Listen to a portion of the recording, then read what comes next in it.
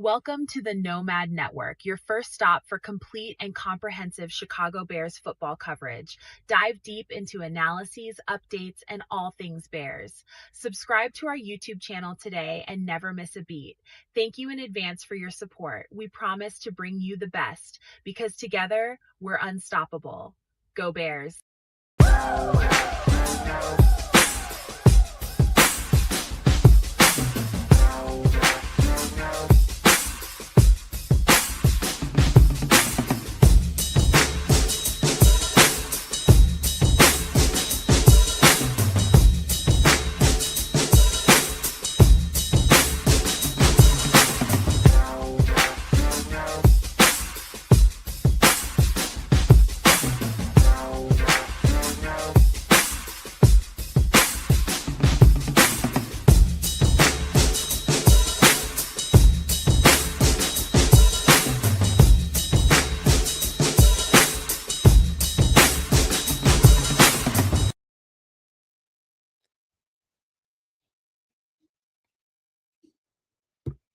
Yo, Nomaniacs. Welcome to another edition of Nomad at Night. We got a real good show for you guys. I think you guys are going to like this, man, because we got a little bit of mixture of, some possibilities as far as this June 1st cut deadline happens, man.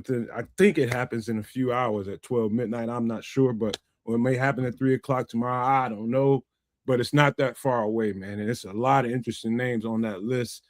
We took the time to kind of spotlight a few here that I think you guys are going to be interested to have discussions about. Got a little bit of stadium news or no news to that. Plus, man, I think we just capped a weekend of OTAs or a week of OTAs. I don't know exactly how many days they've been there, if they're still there. I really don't know. But welcome into the show, you all. As people start to follow on in, man, thank you all for being here, supporting us all the time on all three channels. On this channel, the Nomad Network, Kids of Canuck, and Sports Chicago Style. Thank you guys for always supporting what we do. But, man, let's not waste a whole lot of time messing around tonight, man, and pass it on to Canada and see what the hell's going on with you kids. What's popping, y'all? Thank you for coming through and joining us on a Sunday night for Nomad at Night. The man is correct. We're going to go through some good old June cut potential casualties out there in the NFL. Take a closer look at that, see what's going on. Talk a little bit about your Bears, and then get some rest until we find out exactly what really transpires over the course of the next few days. And we'll have more on that on Wednesday after those cuts have actually come to fruition. In any event, things are cool in Canada. It's a beautiful day. Enjoyed some time out in the backyard, but no further ado, Triple R. Big up to everybody. Welcome in. Make sure that if you do partake and play the market, which we all do as we are here on a May 31st off season, that we buy Luther Burton stock. Once again, Blue Horseshoe loves Luther Burton stock. So we got OTAs, we got all the stuff that Nomad mentioned. It's Sunday night, prepare for the week ahead if you are one of those people that need to prepare for the week ahead. But we got you. So pull on up, y'all. Oh, and no, everyone being here. Heavy in the building. Look at that. It's good to see you. Shit, we are somebody, not Evie up in this. 33 Evie like a Chevy. I'll never forget that. Evie like the Chevy. Yeah, super good to have you, Evie. Been a minute. Always welcome. Thanks for coming through. Hey, y'all go enjoy this show, man, because it's all about possibilities tonight. We're going to get into a little bit of OTA conversation, but real quick, before we get into all that Bears conversation, let me check in and see. Kids kind of told me what it was in Canada. Unless you got any other, you want to embellish a little bit on what's been going on the last few days, you can go ahead. No, nothing special, man. Things are pretty status quo.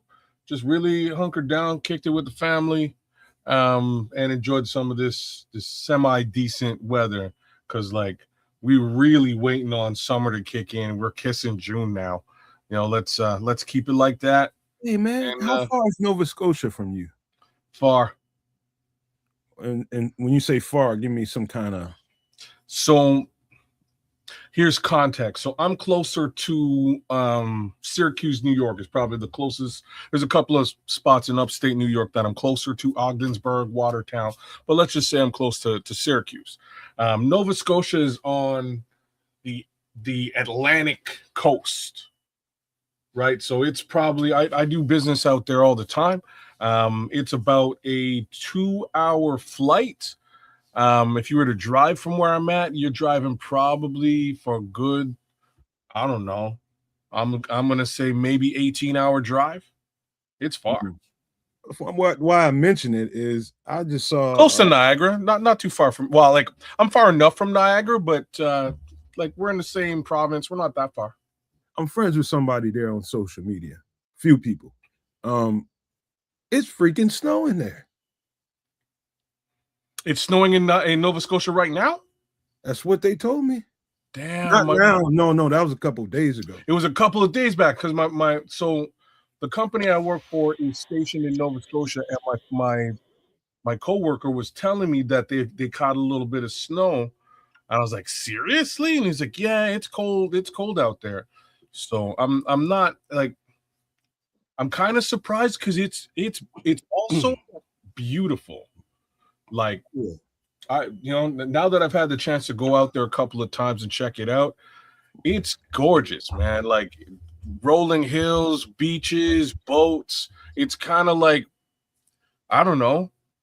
It's like it's coastal, and it's really that coastal vibe is a cool thing, man. It's just cooler than regular inner city stuff, as far as I'm concerned. It's wild. When that, it was a lady that told me that, and I ain't believing. Then next thing you know, here comes a guy that's from Nova Scotia with the video, and I'm just like, God dang. I mean, Leo Factor, man. R.I.P. Pat Stay. R.I.P. Bender Stratocaster as well. If you know Pat Stay, you might know Bender. Bender's from my city. Bender is insane, but that's because he used to listen to yours truly. But anyway, Evie says in Western states, even it can snow in June. You got to be like up in the mountains or something somewhere. Oh, so you're on the other side of Lake Michigan. Okay, all right. Okay. And thanks, Evie. She corrected me because I think may have all of us, but I posted that OTAs are happening right now, but it's not OTAs. It's voluntary mini camp. Mm-hmm. Technicalities, damn it. But just to clarify. All right. Anything going on with your trips? Nah, I'm good. Let's go. Well, I do have a little bit of story to tell. Yeah, I always got one. You guys know what I've been going through with this landscaping thing. I finally. So did you get it uprooted or what? Trying to trim and it's not out of the ground yet, but I finally broke it down and owned it. Okay. I had to go straight Paul Bunyan on this thing, man. It's taking you like 3 weeks of man labor. Yeah, man. When it's a bush on the top, kids, but when in the bottom in this soil, it's a tree, bro. It's like under the soil. You don't know how.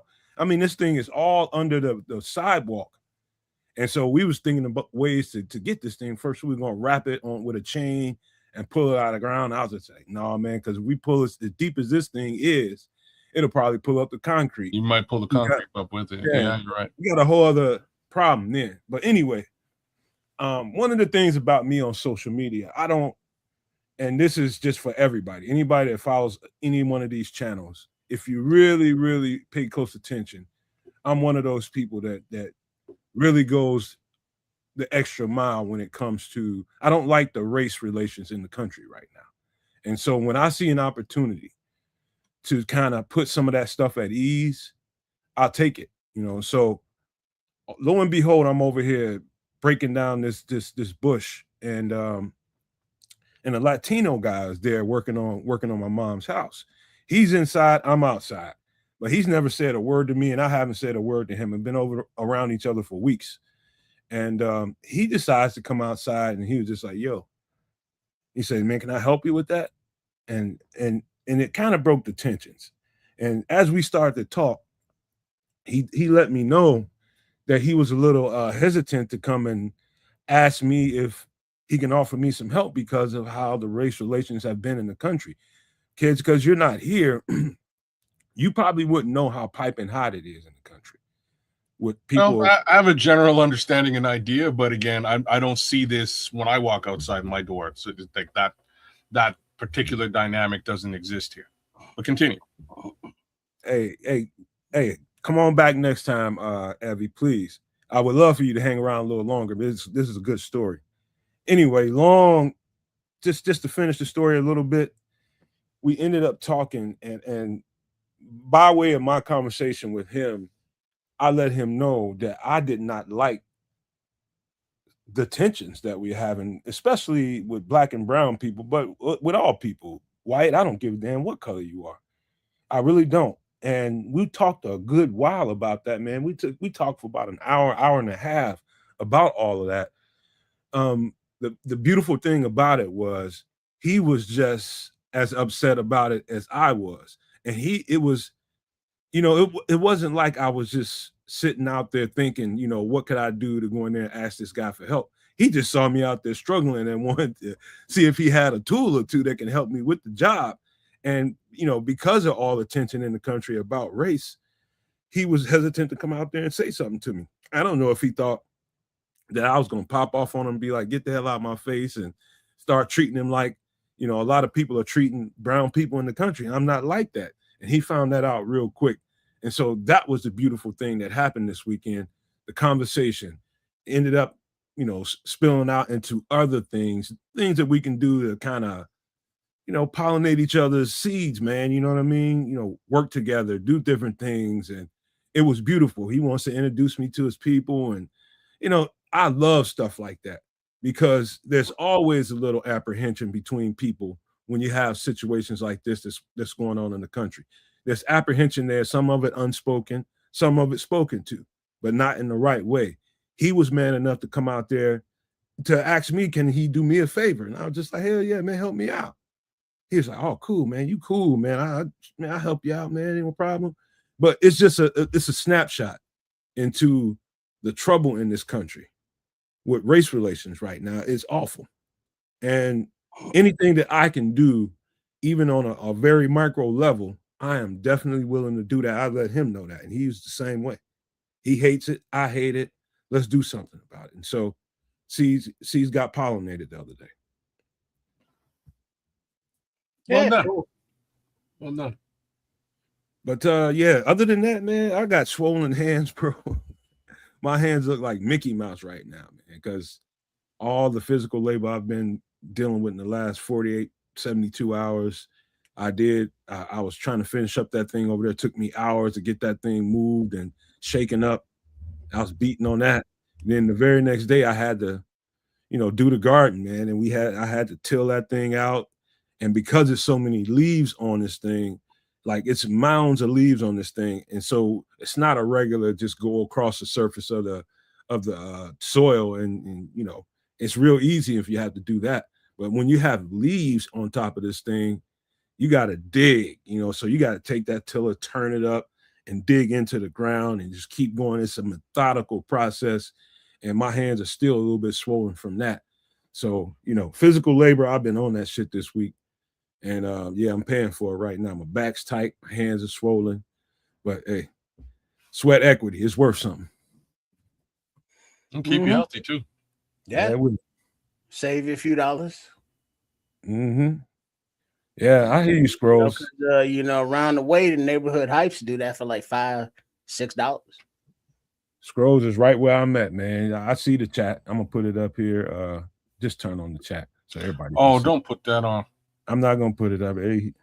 He's right though. I mean, he's right. It's awful. Just know if you run into Nomad, you might not know you're running into Nomad. And people that love to say that N-word, just know. There was a situation. You're gonna go away wearing an ass whooping. I'm just telling you. This past weekend, where unfortunately it had to be racial, but it was like a high school graduation. Did y'all see that video clip? Because there were many different angles. You saw it, Nomad? Oh yeah. Okay. Well, it was a black lady and a white lady an argument over seating for the graduation on the front row in the bleachers there. And it ended up with the black lady having to be so frustrated and to the point, because she had been called all kind of N-words. The white lady did this, and then the white lady took her cell phone, the black lady's cell phone out her pocket and threw it, off the bleachers, down onto the court, where down there. And the black lady looked so exacerbated, and she just turned in frustration, turned back, was like crack, right in the middle of a white lady's grill. Put her right on the pockets.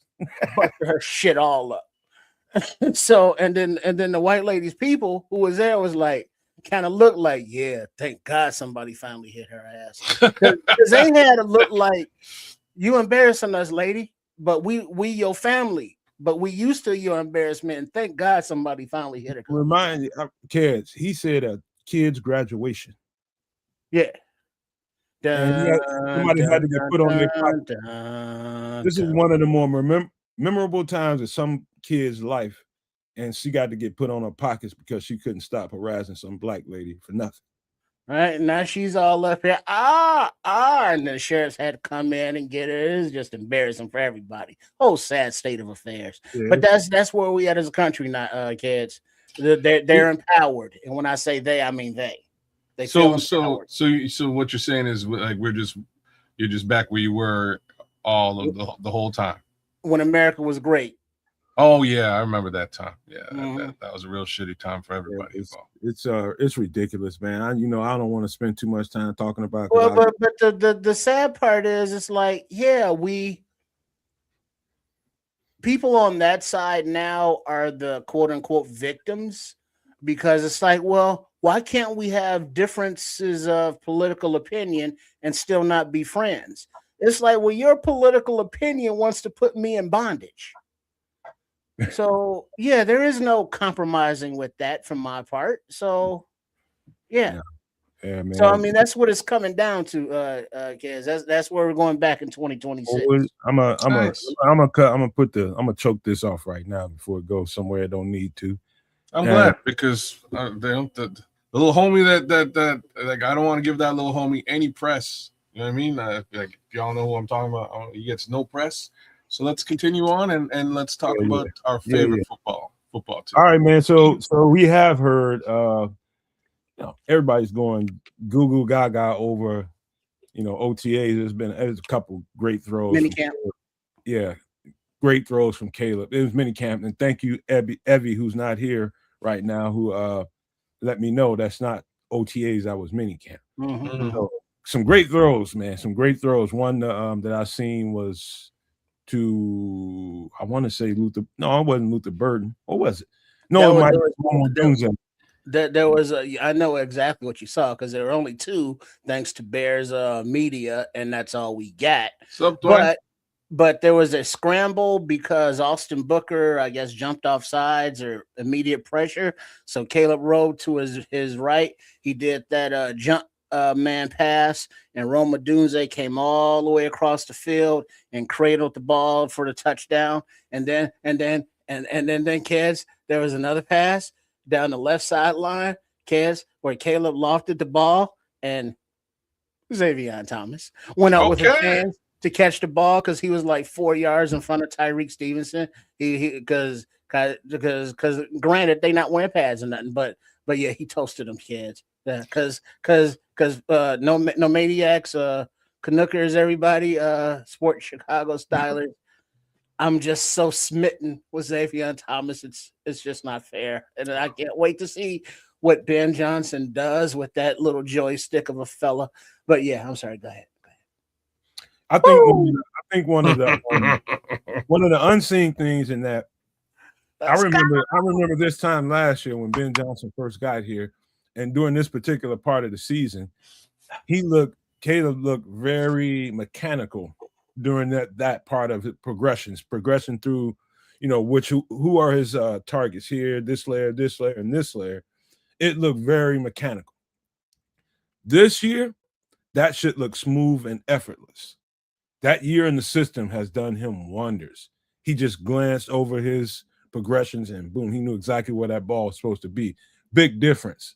Little things like that. You can't really suss out much in a clip like that. But if you look at that versus what it looked like last year, it's like two different planets, man.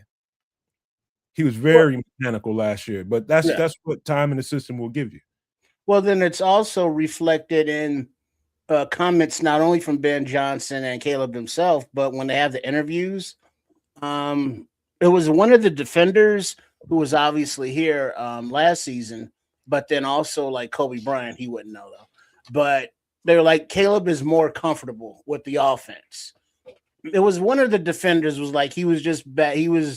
He's more resolute with his decisions.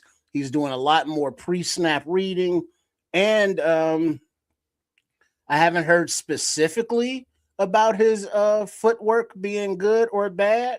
So I'm going to take that as a good, because if it was bad, I'm sure somebody would have said something by now. But the confidence and the plays, they're all getting in and out of the huddle faster. They're not thinking as much about, where they're supposed to be play wise. It's just more playing. And Luther Burton, congratulations, because he proposed to his fiance or his girlfriend, now his fiance. Hey, congratulations, kids. But he was saying he, is no longer thinking. He's just out there playing. And so now we can see the well, we can't see it yet because, damn it, OTA or damn it, we can't see shit. But from everything stated from the people who can see, the practice, they're getting in and out really snappy, a lot smoother than last year, their first implementation of all of their process. So the returners know what's going on, and now the free agents and the rookies are picking it up. So we're getting this thing rolling early. You know what, Trips? I'm glad my mind just goes to a place when we start talking about young talent and new systems and stuff like that, and how the learning curve works for everybody. It's not the same. I'm sure I told this story before, but I'm pretty quick when it comes to processing. You know what I mean? You show me something, you tell me something. Once I get it, I got it. You know what I mean? I'm going with it. And like for me, my first year in college wasn't like your average freshman in college, and I'm seeing everybody around me struggle with the volume of information and people people will lean on me, man. And it's because I don't know if it's because I just process information pretty quickly, or I just love the game and it just came easy for me, and it was just I like to do it. But it's not the same for everybody. So like as long as it took for Luther to really grasp what the offense was putting down and what Ben Johnson was putting down, I understand why it might take somebody that long to really, really get a handle on it. And even today, I'm pretty sure he knows that he doesn't have a complete grip on the offense. He's still learning it now. But in order to get out there and play effortless without the thoughts being in your head, making sure that you're in the right place and you're doing certain things the right way, when you're not having to think about that, you're going to definitely be a step and a half faster. And so that's going to show up on the field. That way, you every route you should be able to get you a nice amount of separation so that you can get a completion here and give yourself an opportunity. That wasn't happening so much early on in the season last year. But then also that you say that, Ben Johnson specifically said that the positioning of the balls that Caleb throws to the receivers, that they want to emphasize that yak, because of the weapons of, Loveland, of Burton, of Thomas, Swift, practically anybody on this team now that does catch a pass has the physical ability to, rack up a lot of, yards after that catch. So they want to, capitalize on that. And that really starts with the passes being in a position to where, it's conducive to keep moving as opposed to having to stop, turn around, or reach back or anything like that. So that is a point of emphasis that those words, that subject came out of their mouth. So it is, another box that we checked from last season that it's like, man, the receivers are not scramble drilling when Caleb escapes. Ben Johnson addressed that long time ago or at the end of the season. Man, we got to get passes better so the receivers can keep going. Words directly addressing that out of their mouth. So they see what we're seeing as fans and they're addressing it. And I don't think that there's any more we can ask for. Hey, Trips, let me speak to something in regards to what you're talking about with Ben Johnson talking to Caleb about getting more catchable balls out there. Kind of what he's saying. And I've had firsthand experience with this. Strong arm quarterbacks, when they're a little bit anxious and they start feeling, pressure around them, or they just throw the ball that hard and they don't realize how hard it's coming out of their hand. I'm like, I'm 5 yards in front of you, man. You don't have to, that ball shouldn't have to whistle. You know what I'm saying? Like take some off that, take some mustard off of that thing. That's kind of what Ben Johnson is talking about. That every pass doesn't have to be a missile. You know what I mean? So that's what he's talking about with catchable balls. I got firsthand experience. Every quarterback I ever played with from high school to college all had extremely strong arms, and they threw the ball really, really hard. And I've known quarterbacks to tear up guys' fingers. You know what I mean? Throwing that 5 yard out, that 7 yard slant, that, that comeback pass. The comeback is supposed to be kind of hard anyways, just because you only got a certain amount of time before that corner can break on that ball.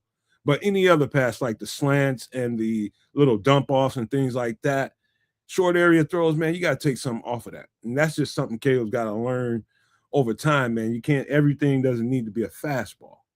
And so that's kind of what Ben Johnson kind of getting at there. So that has a lot to do with strength, like other things too, footwork, just understanding his mechanics a little bit better. And once he does, he should be able to take a fair amount off that ball, man. Like he's really been one to really truly rely on quote unquote arm talent. He can just use the torso for this, for like close quarters passes. He doesn't have to put the whole in there.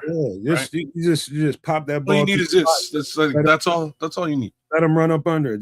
Just loft it up like a little crossing pattern. Just loft that thing where he's going instead of putting it on him. Yeah, you know what I mean. That little thing. But I got a quick question from Cornell Bryant. He says, "Hey, Nomad, who will win that third running back spot? Does Rojo have a role on this team after training camp?" You know what? We're gonna talk about that a little bit because right now we're about to pull up some of the guys that we have in the June 1st cut. Some of these guys that might be out there. I don't know that we have our third running back yet. That's a good question. Well, we just don't know yet. I'm thinking. Remember, I think it was Stutesville that was beating the table, or one of the scouts beating the table for Coleman Bennett from down there in Georgia, the UDFA. So he's in camp, he's battling. And then, I looked and I saw Salvion Ahmed, he's battling. And so Rojo is he's feeling heat, put it like that. Yeah. The competition. So what we're going to talk about today is some of the opportunities that might be out there. What we know, I'm going to preface this conversation with what we know. We know Ryan Poles and Ben Johnson want to keep this team young. And there's a space for veteran players as well. I don't want to make it seem like, just because a player's a little bit older, he won't have a place on this roster. All these guys could have potential opportunities here, but I know they want to keep the core unit young on this team. So some of these guys we're going to talk about fit right in that category. We also know that Ryan Poles likes guys that are looking for that new contract. And so obviously some of these guys, but you'll see with their ages, some of these teams may not want to offer them that new contract, and this year could be that, earn it year. And Bears like guys in those kind of situations. So there's quite a few on this list here. But let me just get started right on off the top, kids. Let me move us to the side a little bit. This is Broderick Washington, 29 years old, 6'2", 315 pounds, just off of his measurables alone. Just he's a defensive tackle. He's a nose. That can play some techniques. But that can play some three technique too. I don't want to get it twisted, but he's a nose.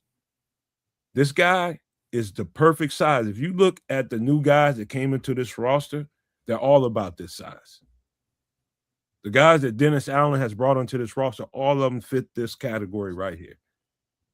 So this guy is a horse as a run stuffer. He really, really, really fits the run well, and it's obvious on film because you got to in the Ravens defense. The one thing the Ravens going to do to you every single year is they're going to try to force you to stop running the ball. And they have always had ferocious D tackles. From as far as I can remember back, he's just running the line with him. He's 29 years old, and man, he can play some football. They got so many talented guys on that defensive front and in that linebacker and secondary core. Guys like Broderick Washington get lost. But he's one of the unsung heroes on why that run defense is so stout and stellar. He might be a cut casualty come tomorrow sometime, and we'll see. But this is an example of when we talk about why the Bears didn't do this, they didn't get enough vet. It's because they're setting the table because of these opportunities right here. This guy would fit perfectly. All you got to do is go do a little homework. You'll see. So you kind of nailed it, and there's not a lot more to say about this particular player. He's a really good nose, though. I'm just wondering, like, who really came in to fit the bill with respect to replacing Andrew Billings? That's the question. That they brought a UDFA in that I think fits the bill. I think his name is Jaden Loving. Yeah. You got Javon is probably going to do more of that lifting right now. Oh, you think Javon's going to be the nose for this team? I think he's going to do a lot of that lifting. That worries the hell out of me. I just got to say that out loud. At nose? Yeah. We've seen him at nose, bro. But we're going to find out. Remember, you guys, even if it doesn't happen tomorrow per se or the next day, remember, we got a couple of months here before. I don't think Broderick Washington will be on the market that long. If they want him, they're going to have to start doing due diligence like right away, as soon as they find out he's released. But this guy fits perfectly. Just go to the roster and look at some of these guys' measurables on the defensive line, and you'll see that the ones that Dennis Allen has picked, they all pretty much fit the same requirement. Yeah, he's a solid nose, man. That would really help. Like if you watch his tape, he's involved in the run game, man, and it's a bit of a problem when he's on the field. So if they don't feel that they have effectively replaced Andrew Billings, then yeah, a player like this would fit the bill, and you'd be able to get him at clearly at a decent price tag if he's a cap casualty. Well, about $6 million a year. That ain't that decent. Someplace in that neighborhood. But that's all right. So so that's the price range there, huh, Trip? Yeah. Well, yeah, he just came off a 3-year, $15 million deal. And I, don't see anything in what his estimated value is right now. But it doesn't look like it's a multi-year thing going on. And just the free agency price tag going for defensive lineman right now he's right in that $5-8 million range in there somewhere. Cornelius just asked a question. He said, "Is this guy better than what we got?" He's a specific kind of guy. He's kind of like a nose. That's like if he came here, that's the role he would play. And for all the noses the guys that we have that would play nose, I have to say, yeah, he's better than what we have on the roster at that specific role. I wish I could argue with that. So Loving's a rookie, right? Yeah, he's got But he's got a lot of Broderick Washington qualities to his tape. Kind of similar. Except one of them has experience and the other one Yeah, doesn't. that's the biggest difference. And that's why you bring in young guys and see, you put them in pads and see what they look like and see if he's going to be up to snuff come, if they can't, they don't think he's somebody they can count on, then you have to turn to a Broderick Washington type guy. And so that's where we are, man. This is a wait and see kind of situation that we have going on the defensive line. There might be still some shuffling to do here. But I love his tape, man. He's one of them, again, an unsung hero on that roster, man. He's a horse up in there. So I'm just looking at this position right now, and I'll just go through the names real quick, and we can move off of Broderick Washington. But Javon Dexter, Grady Jarrett, Contavious Street, Neville Gallimore, James Lynch, Jordan Vandenberg, and Jaden Loving. That is your defensive tackle roster. That's a DT room. And I wish I could argue with you and say that Broderick Washington would not be a good addition. I think he'd actually be a super solid addition. All right.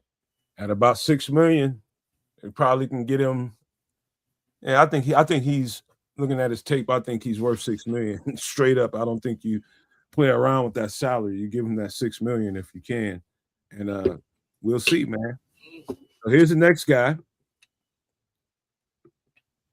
Now, this is Dorrance Armstrong. He's an edge rusher who can kick inside on reps and give you some 3 technique reps. He's an edge, but I'm telling you, he's specifically a tweener, and that's exactly what Dennis Allen likes. He's 28 years old, 6'4", 255 pounds. Here's the bad news. He went out last year at some point, and he was probably having one of his better seasons of his career. He was leading the league for a good while last year in pressures, just being around the quarterback, altering the quarterback's throwing trajectory, and just being in there and getting back there in the backfield all the time. Dorrance Armstrong was a dog when he was at Dallas. Dallas was really crazy to let him go, to be honest with you, but they did, and Washington picked him up. He might be a cap casualty here, man. I don't know what that knee injury is and how well he's doing right now, but at this point, he's kind of, I think he was probably making anywhere between 11 and 13 million, before all of this. But because of that, if they cut that salary and that's dead cap, you can probably, because of an injury, you could probably get him at about 7 to 8 million now, maybe less than that, because he's got to prove it now. But this guy is a dog. So he stands to make $8 million plus 3, 8. So it's close to $12 million this season if he doesn't get cut over the course of the next 24 hours. And your guess is as good as mine as to whether he's actually healthy. So I don't know if they're gonna this may be a true cap casualty. I don't know if they're gonna stick around and pay that kind of money for a guy who might not be at his best. Sacks, he's good for anywhere between 5 and almost 10 sacks a season. He's a pretty solid player across the board. Good tackler, stout tackler. I don't know. You might be able to get him at a bargain basement discount for a single year and see what happens. That 255 doesn't tell the story when you watch him play. They kick him inside at D tackle with ease at 255, and he handles it well. He's a very strong 255. I mean, extremely strong. Like uncommonly strong for 255 kicking inside. That's not really supposed to work like that. Not in the NFL level. You can do that in college because we've got another guy that did it pretty well. He's a little heavier, but this guy is extremely strong, and he is always in the backfield. The thing is, Dorrance Armstrong is a risk. Anytime he's coming off of whatever injury it is with the knee, that's going to send up some red flags, and we'll see. And we'll see how that plays out. From what from what I gather, he's doing really well right now. But there's that. But yeah, he tore his ACL in his right knee mid-season, but he's been seen in the team facility working out and stuff with a brace on his knee still, but he's on track for his recovery and his rehabilitation. And when he went down, he was recording 24 tackles and a team high 5.5 sacks when he got hurt. And I'm telling you, at some point in the season, he was leading the league in pressures. Like 3 to 5 games into, he was just constantly back there. Shout out Bishop and FFG out there. Big ups to MC Fact as well, man. What up, Corny? AC Adam jumped in too. What up? What up? Just giving a little love to y'all. But yeah, man, crazy. It would be an interesting addition to this DE room. I think it would be a really good rotation if he's in good standing and moving effectively well, right? I wouldn't pay huge money. I would sign him to a prove it deal for sure. Prove it deal for the year. Pretty much everybody we talking about today is a prove it guy situation. Yeah. And so I'm the smart man's money, which is Ryan Poles right now, likes to gamble on situations like this. Come in here, we can use your services for a year. If you blow it out of the frame, we might be interested in giving you another contract with a lot more money. And so, NFL's a cutthroat game, man. When you're a good player like this and you just happen to get nicked up during this time, it's tough. But I as strong as this guy's body is, I have complete faith in this guy's work ethic. From what I hear about him, he's going to bounce right on back, man. He's still young enough to do it at 28 years old. This guy's a good player, and he fits. I agree. I think he'd be a compliment to what we have right now. All right. Let's get to the next guy.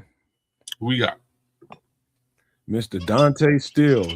This is going to be, if he gets cut, this is going to be a very interesting guy for Ryan Poles and their staff to think about. Dante Steele's, you probably remember, some of these guys probably remember him coming out of West Virginia a couple years ago when we were breaking that draft down. Chris was still here. We did that draft breakdown, and I did him too. Dante Steele is 26, 6'4", 300 pounds. He was a real tweener when he was at West Virginia. They played in the 3-4 front. And, he would be depending on the opponent and who he had to face, he's a D tackle primarily. And then other games, he's all edge rusher. But he's quick and athletic enough to play either role. And he's strong enough to hold up on the interior. Very, very explosive. Very explosive. And he's a tweener now, even though I think most of the stuff that I've seen on tape at Arizona, he's probably playing mostly, I'd say 70-30 D tackle, D end in Arizona right now. But he's an interesting guy because that's what does Dennis Allen like? Versatility. Guys that can kick in, and he's a natural 300. He doesn't have to, he's not one of them guys that need to eat extra sandwiches at night and cookies and stuff and milk to get to 300. No, he's a natural 300 pounder. But quick enough, explosive enough to play edge. He hasn't had a bad career so far in Arizona. You just don't know about him because he's in Arizona. Really good player, man. I liked him coming out of West Virginia. And I think at 26 years old, looking for a new contract, I think he fits what we do very well. Because it looks like Arizona would save $3.7 million. It's not a lot of savings though, and that's what I'm taking a bit of a deeper dive, just sort of looking at who's over there. So Arizona did scoop up Andrew Billings, and you're supposed to be looking at tape. Tripp's supposed to be looking at all that, but go ahead. Oh, I did a little bit of both. I already looked at the tape for this guy, so I figured I'd get a look at like why would they be letting him go? He's still super young. That's what happens when they turn over. They kind of blowing the situation up. They're kind of blowing the situation up. And, anytime you have that go on, man. Any and everybody on that team is a. They may not keep James Conner. Well, that would be a mistake. Well, they drafted Love, Yeah, and then they signed Algiers. yeah. So it's not. Oh, shit. They're changing some things, man. They're gonna trim. They might let some young talent like Dante Stills get out of there. Josh Sweat is rumored to want to, requested a trade. Oh, considering that, stay tuned. Come on, man. You seen when it gets blown up somewhere, and they just talent starts flying out of the woodworks. They want to because now who is Dante Stills hypothetically replacing or an upgrade over that he's taking a roster spot from here? Dante Stills. The interesting thing about what you just asked, Trip, is if something happens during camp and he's not signed, let's just say they brought in somebody like Kentavious Street and he's not really looking like, top billing like they was expecting him to be, I can see them releasing him and then picking a guy like him up. But here's the question. A lot of the June 1st cuts are more premium talents than current free agents that are still on the street. So it's like, will he last until camp? You know what I mean? And as soon as he hits the street, he may have a contract by Wednesday for another team. Yeah, that's typically not how it works for a lot of guys like this. Only because they want to see how what the market is saying. They're gonna make some calls and see who's in, if they can. If people aren't needy, they're not gonna jump. There's some needy teams that might jump out here. But that begs the question, though, if Stills becomes available or anybody else, but namely Stills right now, who on the D line is he? An upgrade over that. It's like, oh yeah, we got to get rid of that guy and bring in Stills just on the strength. The one guy that sticks out to me, and I don't know if he's an upgrade over him, is Kentavious Street. But that's again, if that happens, this is after pad. So that's why I said at the beginning, none of this has to happen tomorrow. This can happen anytime in the next month or so. You know what I mean? When they put on them pads and we find out some things after a couple of weeks, some things might shake. And if I'm Dante Stills, I'm not in a rush. If I get cut, I'm not in a rush. I get to play the field a little bit. It's an interesting conversation to be had because they're the team who selected Caleb Proctor. They've got Walter Nolan in front of Caleb Proctor, and then Darius Robinson in front of Dante Stills. They also brought over Jonah Williams. So they've got a really, looks like they play a 3-4. They've got a pretty decent setup already with or without this particular player. This player gets pressure too. He's more of a run stuffer, but he gets pressure. He's explosive as hell, man. You know what I mean? So it wouldn't, if he falls out, he's not that old. I think it might just be true cap casualty situation where you're in a contract year and But it's not only that, Kezo. Didn't they just change defensive coordinators? Oh, they changed the whole thing. No, they blew it up, man. Yeah, right. Yeah. So he's previous regime. You're right, and that's part and parcel as to where we are. Maybe the other guys liked him a bit more than the new guys coming in the building. They also have made their selections, and this is why I brought up Caleb Proctor, etc. Mm-hmm. Those guys might just wind up being in front of this guy just because of that shift. So, is Andrew Billings in front or behind the Stills? Well, so I only let a 3 technique, man. Andrew Billings is a no. Okay. That's exactly what I'm trying to say, right? So I only listed the edge rushers. Mm-hmm. There's still Sam Mustafa's brother, I believe, BJ Mustafa. I didn't realize there's two. Hey, by the way, kids, given the names that you just mentioned on that roster that they just drafted and just brought in recently, if I'm Dante Stills, I want to get cut because they just told me without telling me we're going in another direction. All right, let me go play the field, and that's why Dante Stills, in my opinion, should not be eager to hurry up and jump on the first phone call that comes his way. Well, the problem with that sentiment is just dollars and cents, right? That's all. It's like if he wants to get cut, he wants to move. I get it. You want to go someplace where you get a couple of bucks. I have a feeling he's gonna get lowballed by whatever team that is looking at him. He's not going to get that much money, kid. Right now, it's about. That's what I'm saying. It's about when can I get on the field with all this talent. If that is your attitude, then that's actually what we want. We want a guy with that attitude who's hungry and he's like, look, I know I can guap up, but I need to get on the field and prove it. So I think he's like exactly that guy, right? Like 26 years old, bit of a cap situation, kind of been overlooked and potentially replaced. He just wants to get on the field to show that he's worth them dollars, man. That's what he wants to get on the field and do. And but now that's the question. He's not coming off of an injury, so it's not necessarily a prove it year. And at his age, it's like, yeah, I could sign a 1-year deal, or it's like I at least want 3. You know what I mean? So so the thing about this player is that he was injured in year 1. And that's where this kind of comes from, right? So year 1 injury, had to sort of deal with that situation, eventually got on the field, became productive, and then was sort of systematically replaced over the course of the next 2 years.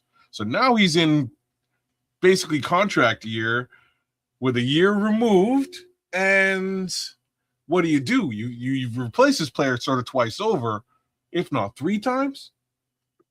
Do you sign him, or is he somebody you can afford to let go at this present juncture? And considering it, just like you brought it, just like you said, if it's a new regime in the building, they don't necessarily have to care to keep you. Hey man, all I know is this, man. These opportunities for these young cats like this at this age, at 26, he's coming out of his rookie contract and he's looking to try to, get him a little bit of money here, and he's going to need a year to prove that he can do it. He's stayed pretty healthy for the most part. I've only known about one little injury here or there, but the guy's got all the skill set that fits in what we want to do here. And if they decide they want to go young and somebody like Contavious Street, and I think they like what they have now on the D line on the front, but it's going to be until they put those pads on. If a guy like him is still around, they're going to want to bring him in for an evaluation, check him out, and see if they want to sign him. So I'm just telling you, he fits perfectly. 3 technique, really quick off the ball, can shoot gaps, has gotten really, really good with his hands. He was always a dominant athlete, but now he's gotten really, really skilled now. And so he's a good player, man. I had to put it out there. We're talking about guys. Y'all keep coming on in here and bringing the comments. But we're talking about some of these lesser-known names. We're going to talk about some more known guys here in a second here. But we're talking about a few unknown names that may be out there for cap casualties, man. Maybe able to add to our roster and up the talent here, man. So he's just one of them. Dante Stills out of Arizona, 26 years old, 6'4", 300 pounds, man. Y'all should go check that tape out. All right, here's the next guy. I'm sure most people know who he is. Kez was in the studio quizzing me about this. Kez, if you want to ask me that question again, go right ahead. This is Trey Benson, by the way, 23 years old, 6 foot, 220 pounds. So the question I ask you is actually completely moot now, because we just went through the reason why. So the question was, why the hell would they want to get off of off the Trey Benson train in like 2 years? He was just drafted the other day. He's only 23 years old. Not to mention, he really hasn't gotten a lot of run because Connor was in front of him, and Connor's been holding it down. They also gave Bam Knight a lot of run last year too. I'm just saying, like, Trey Benson really hasn't had the opportunity to shine on an NFL field very frequently or much at all. Well, that's why I'm gonna go ahead. Sorry, I'm not. Let me just round it out, and you can take it away. To round it out, Triple R actually just sort of hit the nail on the head, and I hadn't gone over to the Arizona depth chart to really look and see. And now that I have, Jeremiah Love is in front of him, Tyler Algier is in front of him, James Conner is in front of him. He might not get on the field at all. So that's why. Anyways, take it away, Nomad. The reason why I would know partially the answer to this is because, during fantasy football, I had to go when you got options and you got to move some pieces around at running back. I'm forced to go look. I go look at some tape. When I'm starting to think about who to go pick up as a free agent in fantasy football. Anyway, love Trey Benson coming out of Florida State. Dope. One of the best running backs. Chris absolutely loved this guy. I like him too, bro. Loved this guy. Everybody loved this guy. Yeah, man. But for whatever reason, it has not worked in Arizona. Now, here's a tricky part about it, and this was kind of disappointing for me.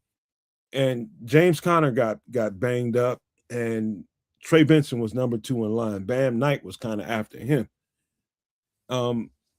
When Conner got messed up, I just knew Trey Benson was going to take this role.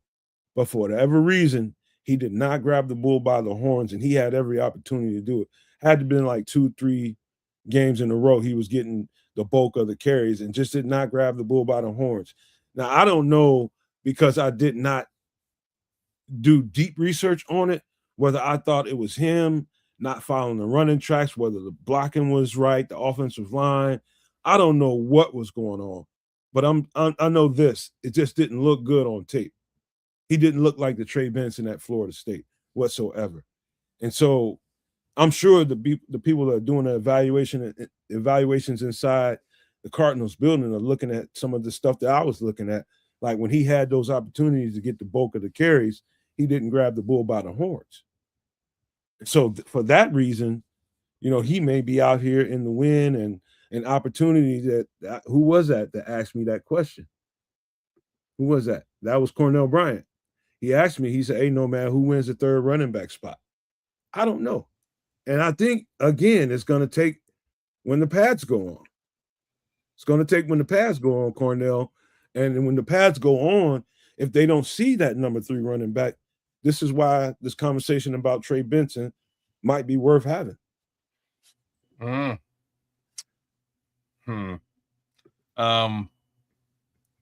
What up, High Bear Chief? What up, man?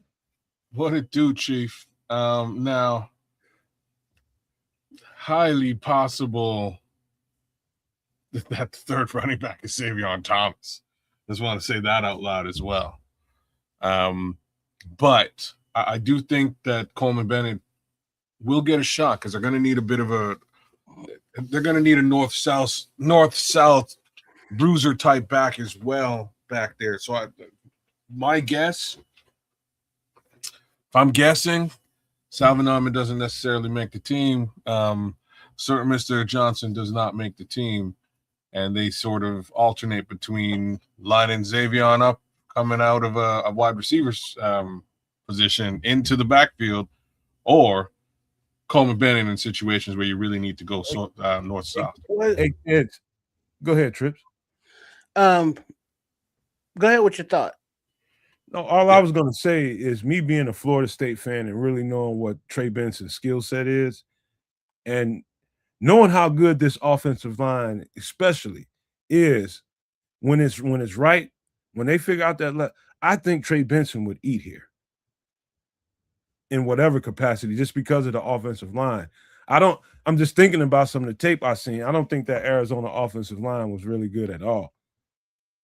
So, I think that was part of the problem, but, some of these other guys circumvented that. Connor and Bam, they did okay, but they didn't do very well.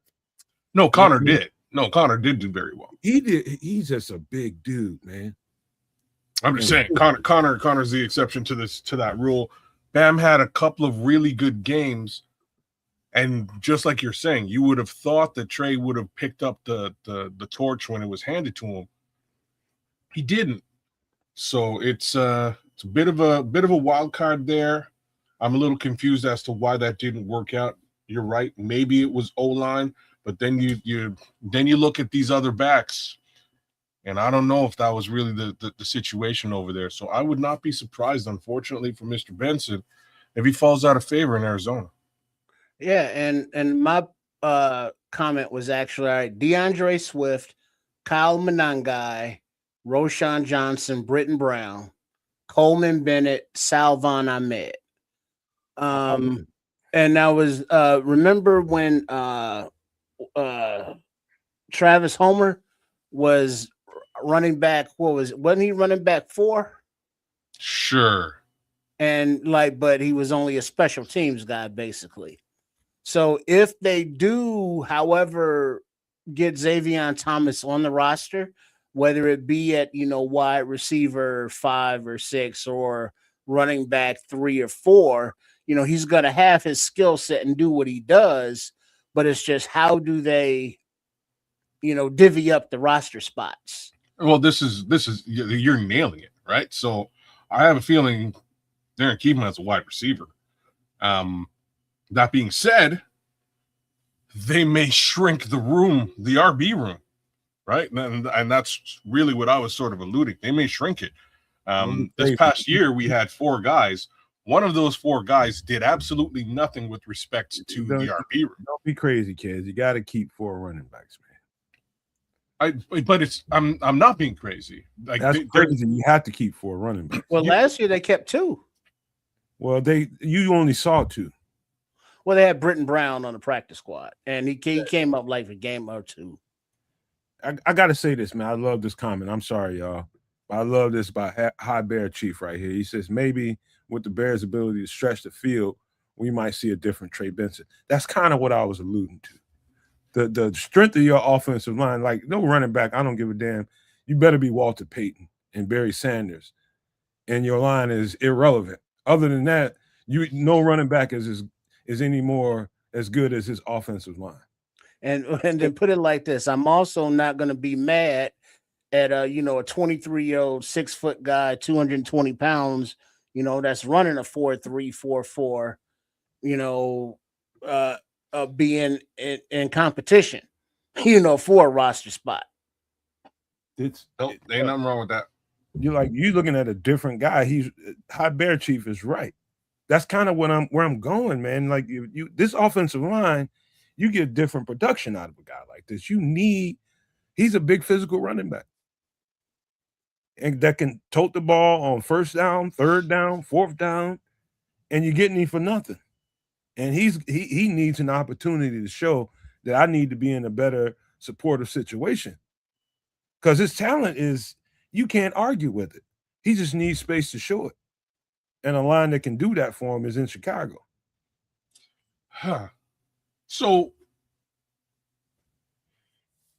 choose wisely, my boy. So I'm gonna say something else that's a little crazy. But you think they hold on to James Conner? Who? Arizona. No, James Conner wants to be a starter somewhere. It's all about cachet. James Conner has earned starters cachet. He's looking for an opportunity to start somewhere. Well, he was a starter in Arizona. He's now 31 years old in the running back world. That's pretty old in the running back world. Because the starter in Arizona is going to be Love and then backed up Andor Algiers. This is what I'm saying. So there might be another cap casualty there with respect to Conner in the running back room as well. There's a role for him somewhere. He'll get an opportunity to start, but it don't look like I know it ain't in Arizona. He knows it too. That's what I'm saying. I don't think it is in Arizona. I think he will also be a cap casualty. I know we're focusing on Trey Benson, but now I'm staring at this Arizona roster. And Conner could fall out too. I don't think 31 is ancient in running back years. Like it's not a spring, you know what I mean? You're not a spring chicken, bro. You know what I'm saying? Like he's getting up there. Hey kids, I'll give you the perfect example. Mm-hmm. And this just happened recently, and it took a couple years for it to manifest itself. You, me, and Trips and everybody else in the world knows that David Montgomery is a starting running back. And I knew it was just going to be a matter of time before David Montgomery was going to feel a little bit like, man, come on, man. Jahmyr Gibbs just getting all the carries, and I got to be. And he went to a spot. He finally said, you know what, enough of this. And he let the management know, man, put me somewhere I can play, man. I want to get on the field, man. I'm a starting running back. And now he's going to be the starting running back in Houston. So that's in comparison to your James Conner conversation. I'm not sure if he's going to be the starter. Who, Monty? Oh, he's going to be the starter. Who else? Who else is he competing with? I got to check that Houston roster right now for because he was good with teamwork, but he just the lack of fleet of footness is his detriment. He's a starter. I told you. He's just a little slow. He's replacing a guy we're going to talk about in a little bit. Don't mention it. No. I won't mention that name. Wow. Yeah. You only have so many years on your NFL body.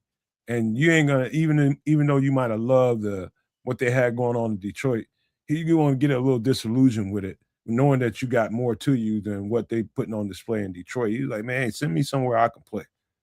I gave you everything I can give you, man. Send me somewhere I can get on the field. I'm a starter. Well, he made the mistake of going to Detroit. I thought so too, but he thought he was going to get a ring out of that, and he didn't. Yeah, he made the mistake of going to Detroit, and that was what it was. It's an unfortunate reality. Strangely, at some point last year, and this is why I was like, he's not the starter in Houston. At some point last year, Houston may have had 8 running backs in a room. It was like a crazy stacked room. And to be straight up, like I would say 4 of those backs were high caliber. So Woody Marks is the guy who's behind David Montgomery right now. He's a solid running back too. But yeah, right now, you're right. I think that David Montgomery might start over there, which means potentially, let's see what the age on David Montgomery is. He's probably he's 20. He's 29. He's got trip. He's got 2 years. You got 2 years on. Man, all right, let's wrap up this conversation about Trey Benson, man, because Trey Benson, to me, I know he's a high quality football player, just mired in a bad situation in Arizona, in my opinion. And I just believe that you put him in front of a really solid offensive line like we have in Chicago, your perspective on Trey Benson changes immediately. Well, there's one other part of this, and it's Ben Johnson. Yep. Right. I can really see Ben Johnson utilizing a player like this in high caliber, man. He can scheme up and come up with some kind of different thing to do with the Trey Benson. So by all means, let him fall out of favor in Arizona. I think it would be to Ben Johnson's benefit for sure. No doubt. But let's talk about it. Since we're talking about running backs, we should talk about another one that I know you're familiar with, kids. Yeah, you might as well. This is 28-year-old Ty Johnson out of Buffalo, 5'10", 210 pounds. Let me tell you, first thing about Ty Johnson that I have to point out is like 210 pounds does not tell you how strong this guy runs a football. He runs more like a 230, 35-pound running back. He's a really, really, really strong running back that it stays true. And this is what's going to really attract a guy like Ben Johnson and what they want to do. They are really specific about, and I remember the conversations with Eric Bieniemy and Ben Johnson talking about he wants to coach these guys to stay on the running track. And when I say the running track, that simply means how it's blocked up. That's the lane we want you to run through. How it's set up, we want you to stay true to it the best you can. Now, if somebody shoots a gap and gets around your ankles and you have to, do an ad lib on the play, that's another thing. But so long as the blocking is presenting itself, this is the lane you're supposed to run through. You get a cut and you get upfield. Ty Johnson is the epitome of that. That's what's going to make this particular guy, if he gets cut, attractive to Ben Johnson. He's a power runner. He's a track runner. What I mean by track, again, you staying true to your lane, the running lane. And he's a great receiver out of the backfield. Ferocious pass protector, all of that in one. So he's everything in a running back. You can pass protect. He's a 4.2 guy. I'm just gonna say he's a lot faster than anybody would give him credit for. 4.2-ish, 4.3 and change-ish. Really depends on who's clicking the clicker. You know what I mean? Like who's taking the time. But he's a lot, and you can see it when he puts his foot down. You can see that speed. Good luck catching him. But he likes to go just straight up north-south. He'll run you down. He'll run you over. So it's, again, interesting back. I am going to give the negative side of this particular player as well, though. He kind of quickly fell out of favor in Buffalo, man. Probably fumbling. That has not helped him. Keeping the ball in his hands. Holy shit, Buffalo! And that ball is like snot slick, boy. Well, I'm not sure if it's getting any better in Chicago, but it's like that. But you can coach that out of a player, man. Fair. I am going to see again that fumble bug definitely caught up with him. But it ain't just that. Like, so he's been replaced by. He's 20 years old. He's been replaced by, I believe, 3, if not 4 running backs at this point. So most definitely, like, I would be shocked if they continue to keep him on the roster this time around. This year, dollars and cents have sort of creeped up. They're going to have to pay this particular player. I'd be shocked if they keep Ty Johnson on the team, and it's not for lack of ability at all, but. They've moved on with James Cook as well as Ray Davis. There's a couple of backs sort of in front of him at this point, so I do see him falling out of favor and winding up in free agency. They just got DJ. They ain't gonna be able to afford Ty Johnson. There you have that. One more reason to sort of clear out some additional cap room, right? So I highly doubt they're going to be spending, real running back contract money on Ty Johnson, unfortunately, in this case, especially after the signing of DJ Moore. You're right. This is a good supplementary back that at times I watch a lot of him on film too. Because I watch a lot of Buffalo. I don't know why. It must be some of the guys that they have. I watch a lot of offensive line playing Buffalo. And this guy, you would not know sometimes the way he plays. And some of the explosives that he makes, and you keep asking yourself, how come he's not the starter? But when you got James Cook in front of you, he's never going to be the starter. So he's got starter quality to him as a running back. A number 2 or 3 in Chicago with Ty Johnson, our running back room just took a whole nother step. A whole nother step. If he's anywhere in that running back rotation with what we have on the roster, you can forget it. You can forget it. And what's the dollar value on this guy, Trips? What are you looking at there? You muted, bro. Yeah. Unknown right now because I don't have any estimates, but 3 to 5 million probably. It's going to be low wallet share money. Yeah, it's not going to be 3 to 5. 3 to 5 is my guess. It might be a fair amount less than that. The only reason I'm saying that is, again, he's been replaced a couple of times. He wasn't starting. He didn't tote the rock very much at all last year. Right, because his last contract was $2.5 million a year. Yeah, 2-year, $5 million deal. So yeah, so $5 million for 2 years makes sense. I think you could probably get him for about 1.5 a year, maybe on a 2-year deal at this particular juncture. But that's just me. I think he's a high quality supplementary back. I mean, when I say high quality, he's up there at the top of any backup running back in the league, in my opinion. I don't know too many backup running backs as good and qualified in every area that you need him to be. I'm talking about as a receiver, as a short yardage back, as a whatever down and distance you need, pass protector. I mean, he does it all, bro. That's why he stuck around in Buffalo. I'm sure they want to pay him, but they know they probably can't.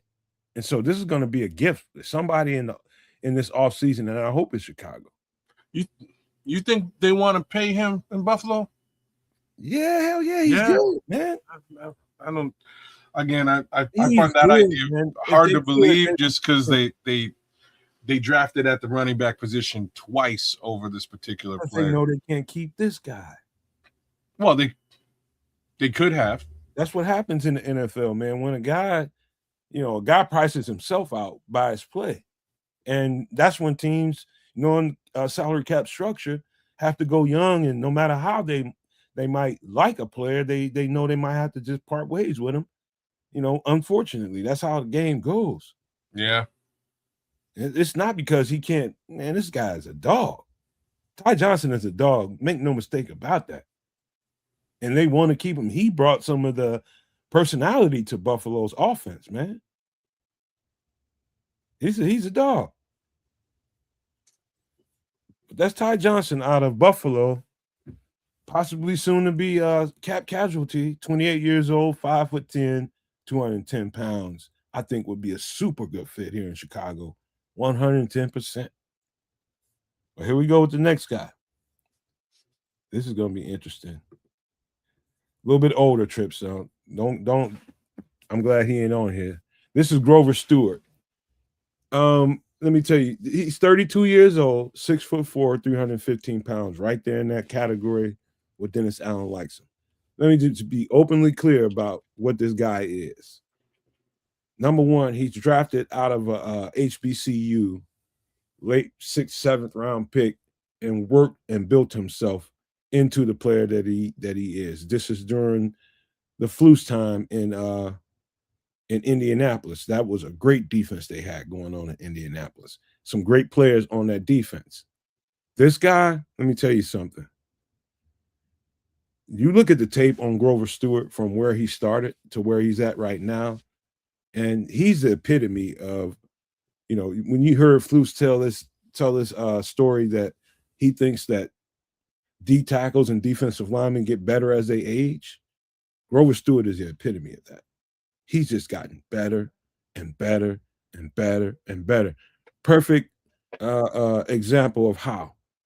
DeForest Buckner, who's the one of the best three techniques in the league, got hurt. He had some kind of neck injury and missed a significant portion of the season, which is why they ended up bringing Neville Gallimore ended up playing a lot of reps because DeForest Buckner got hurt. And that's what some of the better reps I've seen Neville Gallimore take is because DeForest Buckner got hurt. Now he's playing a lot of three technique. Neville Gallimore is, but for the first time in his entire career, Grover Stewart is getting supplemented in there at three technique.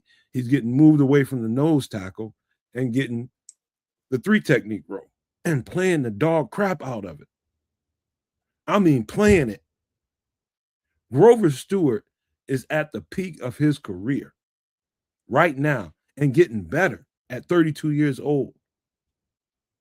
This guy, Big Grove, is a stud. You understand me? If Indianapolis has to let him go, that's going to be a sad day for their defense. A very sad day.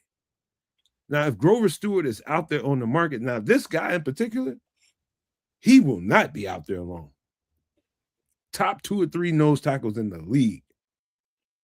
At times is the best. That's how sure I am about this cat right here. He is a horse, a workhorse, and a run plug. And he knows the system because that's all he's played since he's been in the league is in a 3-4 front. He knows everything. All he'd have to do is come here and learn the verbiage. And off he goes. One of the best nose tackle I've seen in the past 10 years. So why do you think this guy's a cap casualty? Because they're changing. And he's getting older, and Grover Stewart probably. I'd say Grover Stewart in the real world probably deserves $10 million a year, but he's not going to get it because he's 32. And they'll use that against him. But they're changing things up in Indianapolis. They're going to probably lose Kenny Moore, too. I don't know if you heard that. But, yeah, they're getting old. That defense is getting a little older, and they feel like they need to get a little younger and, restructure some stuff. And Grover Stewart might be a casualty of it, but this guy is going to, wherever he goes, some team is going to win a goddamn Super Bowl. Yeah, this one I think they bite the bullet and they keep him. It's just because nah, they ain't gonna keep him. I don't. They might not. What's the dead cap here? We did Juju. We did a. You know what? The dead cap is actually promising here. So they could cut him here. Dead cap is only. This is the out. Dead cap's only $2 million.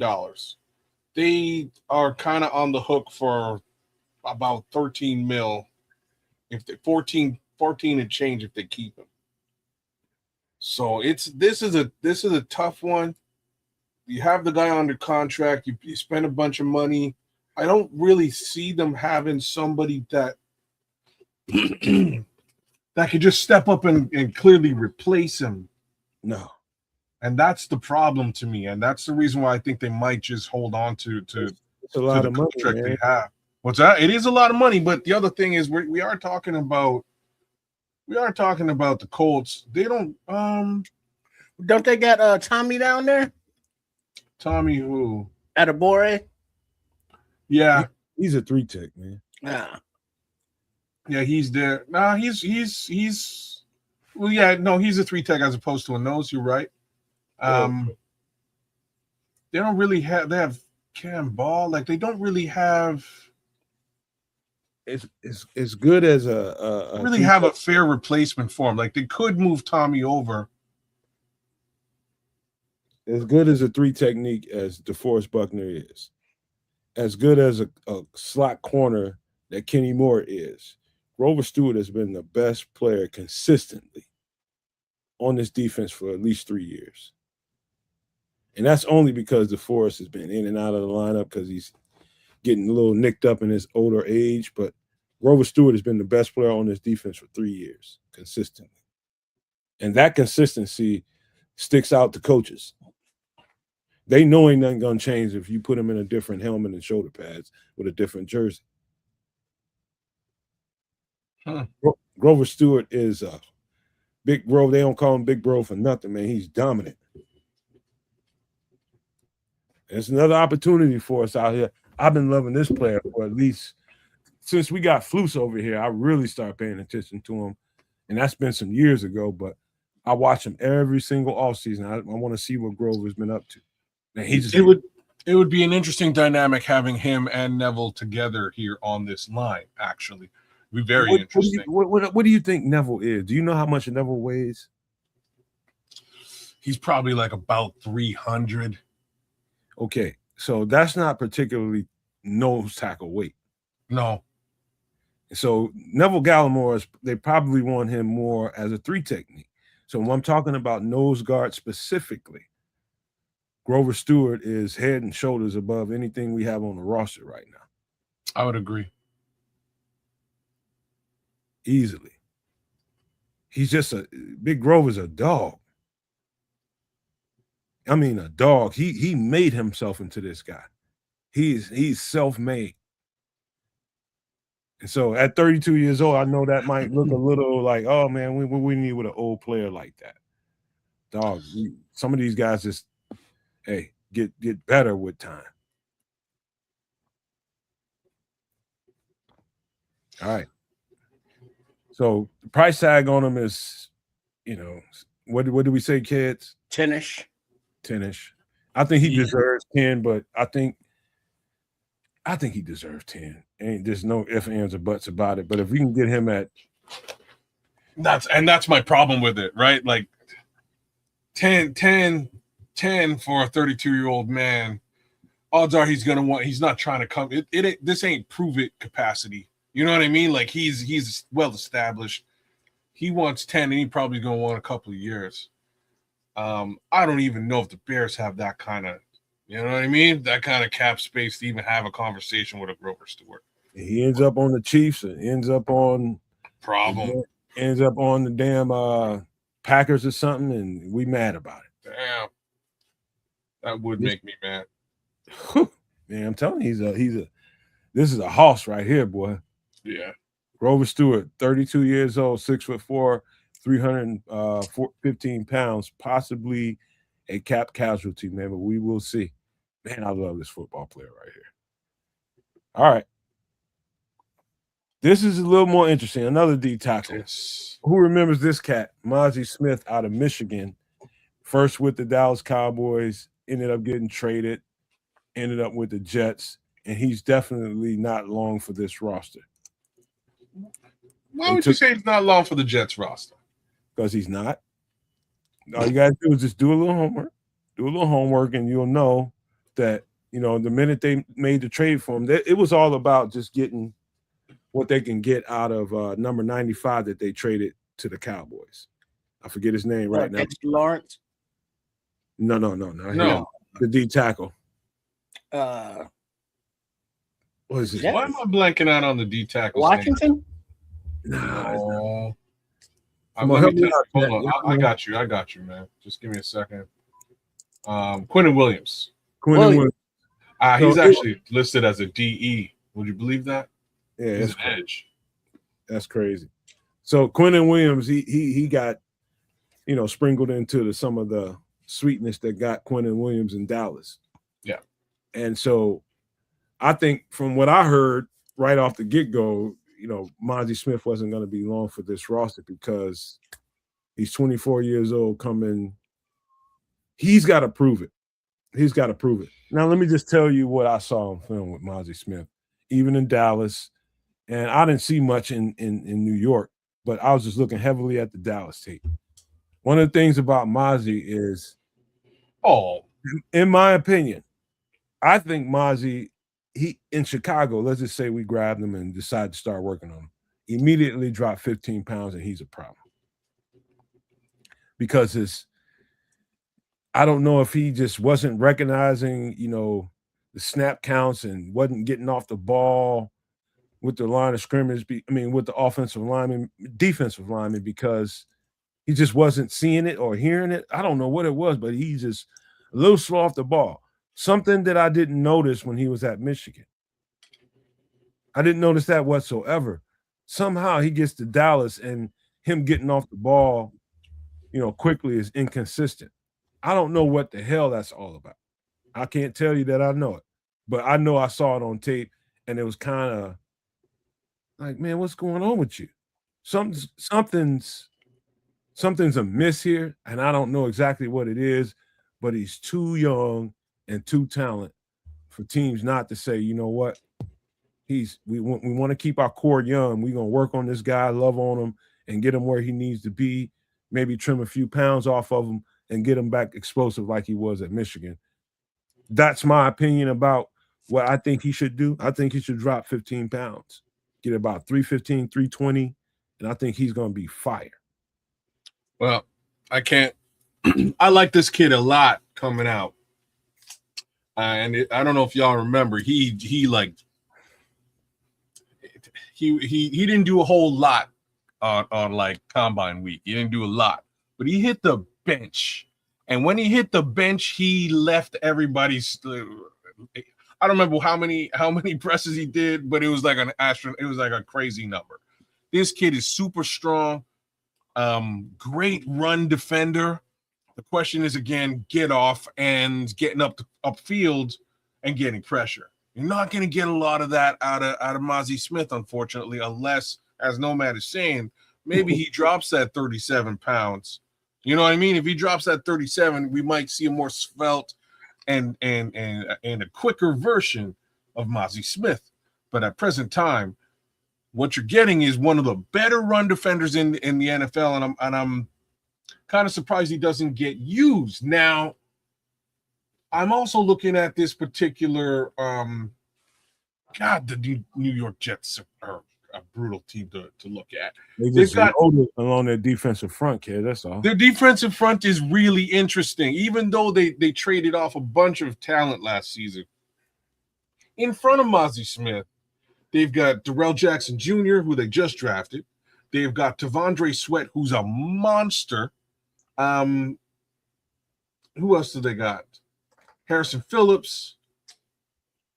Like they've got things that they could potentially do. And if you're looking at this depth chart, Mozzie's right at the very back. So I don't know. Potential for him falling out with this squad does exist. I think he would actually bring, like, from a fit perspective, I think he actually fits here. It's not going to get you again. You're not going to get deep in the backfield. But if you're worried about stuff in the run, and you lost Andrew Billings, and you don't really have, a player dedicated to that capacity, you might be able to get this young 24-year-old at a pretty. He would still be on his rookie deal, right? You can get a relatively low wallet share for sure. Do it all just made a statement. He says he doesn't look like a fit for Dennis Allen's defense.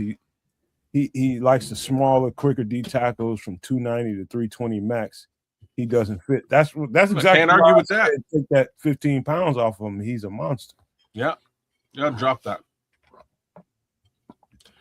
Again, he would be a viable nose, just run stuffing capability. But I do have to agree with Do It All. He's not really a Dennis Allen fit.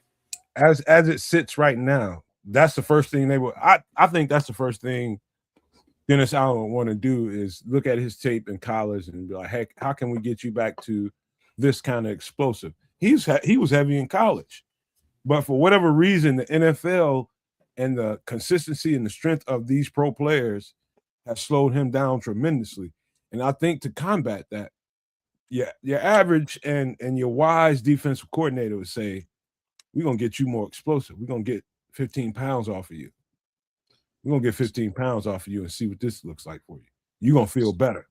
So JCN, Dallas moved off of this player more specifically because they got Kenny Clark. Kenny Clark took his job.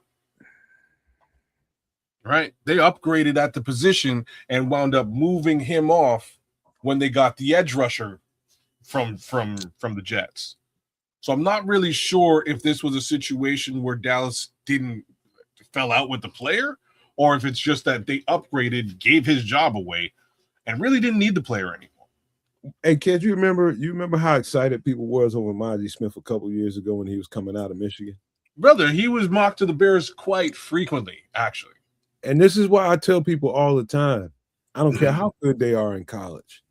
The NFL is another kind of game, and you gotta make your way, and you're playing around all world everything. And now you gotta pave your way through this here. So it's all development.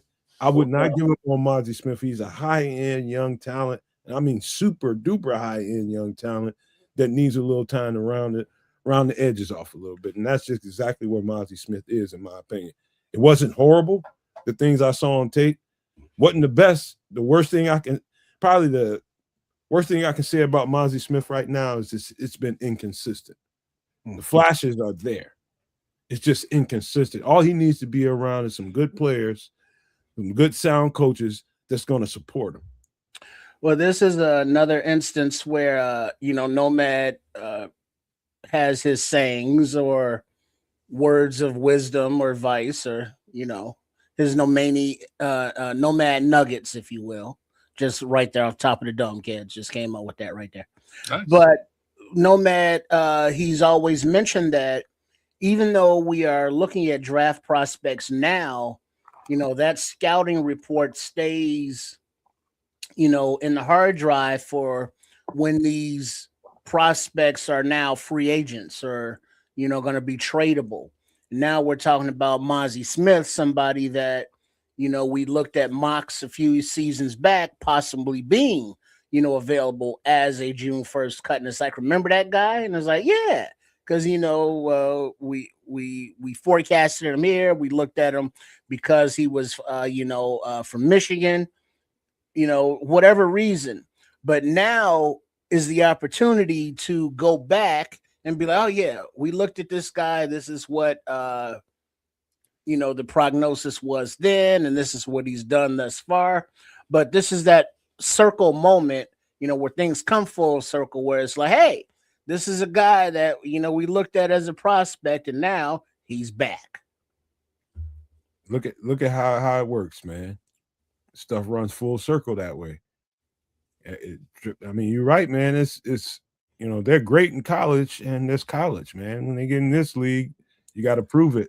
Well, it does take defensive linemen some time, man, because you got to put some tools in your bag, man. It takes you 2-3 years to do it. And the question is whether he has done that at this point or not. And I can't say that he has, or he probably wouldn't be bouncing around, around the league. There were concerns about this player, and that's part and parcel as to why the Bears did not draft him. They actually skipped him twice in that draft. And the concerns was, again, not a heck of a lot of get off. He's really just Hey, kids, King just got here. You want to fill him in right quick while we talking about Mazi? Sure. We're talking about Mazi Smith because we just went through a bunch of potential cap casualties over the course of the next week that may fall off of certain rosters and might potentially find their way over to the Chicago Bears. Ron Renarski, you being an asshole, but a good one. But it's true, though. He does have big biceps, and he can bench the hell out of a press. Like, he can bench press with the best of them. I don't know, how that helps him with get off and getting deep into the backfield. You know what I mean? Like, I don't know, but he can sure bench press. Hey, man, it's only a matter of time before this guy's a monster in the league. It's just taking him a little bit more time, and it's humility that's happening with Mazi Smith right now. It's humility, and I hope he's taking it and using it as fuel. And I would like to see the benefits of that as an inspired big. He's a bear. I mean, literally, he's a bear and stronger than everybody else around him. He's just got to put some tools in the bag, polish them up, and know exactly when and how to use them. And it takes time to do that in the NFL. These are all world football players, the best football players in the world. And you ain't just going to come in the league and just muscle everybody around like you did in college. It's not going to work like that. You got to have a skill set here. And JCN and King Booker, he very similar scope as to Javon Dexter with the problems that plagued this guy. Difference between him and Dexter is Dexter dropped the weight, and it still hasn't found that second burst, that quick first step. Mind you, the reason why I'm slightly interested in this conversation is I know that the Bears could potentially get this player for next to nothing. If he's cut, they can get him for something ridiculously low wallet share. 1.2. And the question is, can they develop this player into what they require? This is the perfect time to grab him. That's why it's of interest to me. Give him some time, tuck him off, give him some time to work, get in tune with what they're asking him to do, and just polish his skill set. Get him in the training room, get him right, and you never know.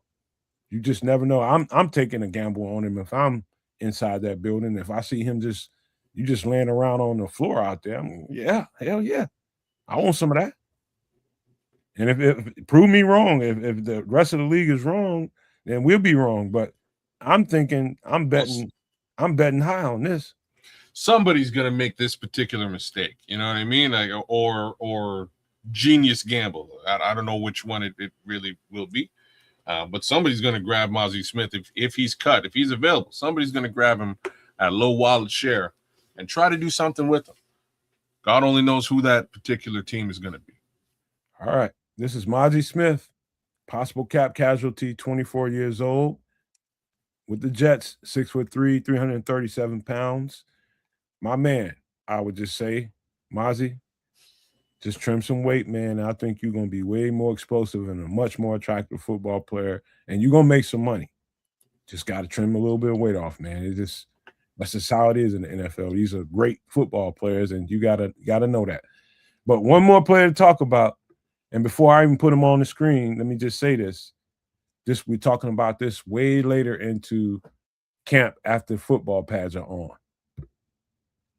Joe Mixon, 29 years old, 6'1", 220 pounds, had a mysterious foot injury that cost him pretty much camp and then pretty much the entire season last year that nobody really knows the answers to right now.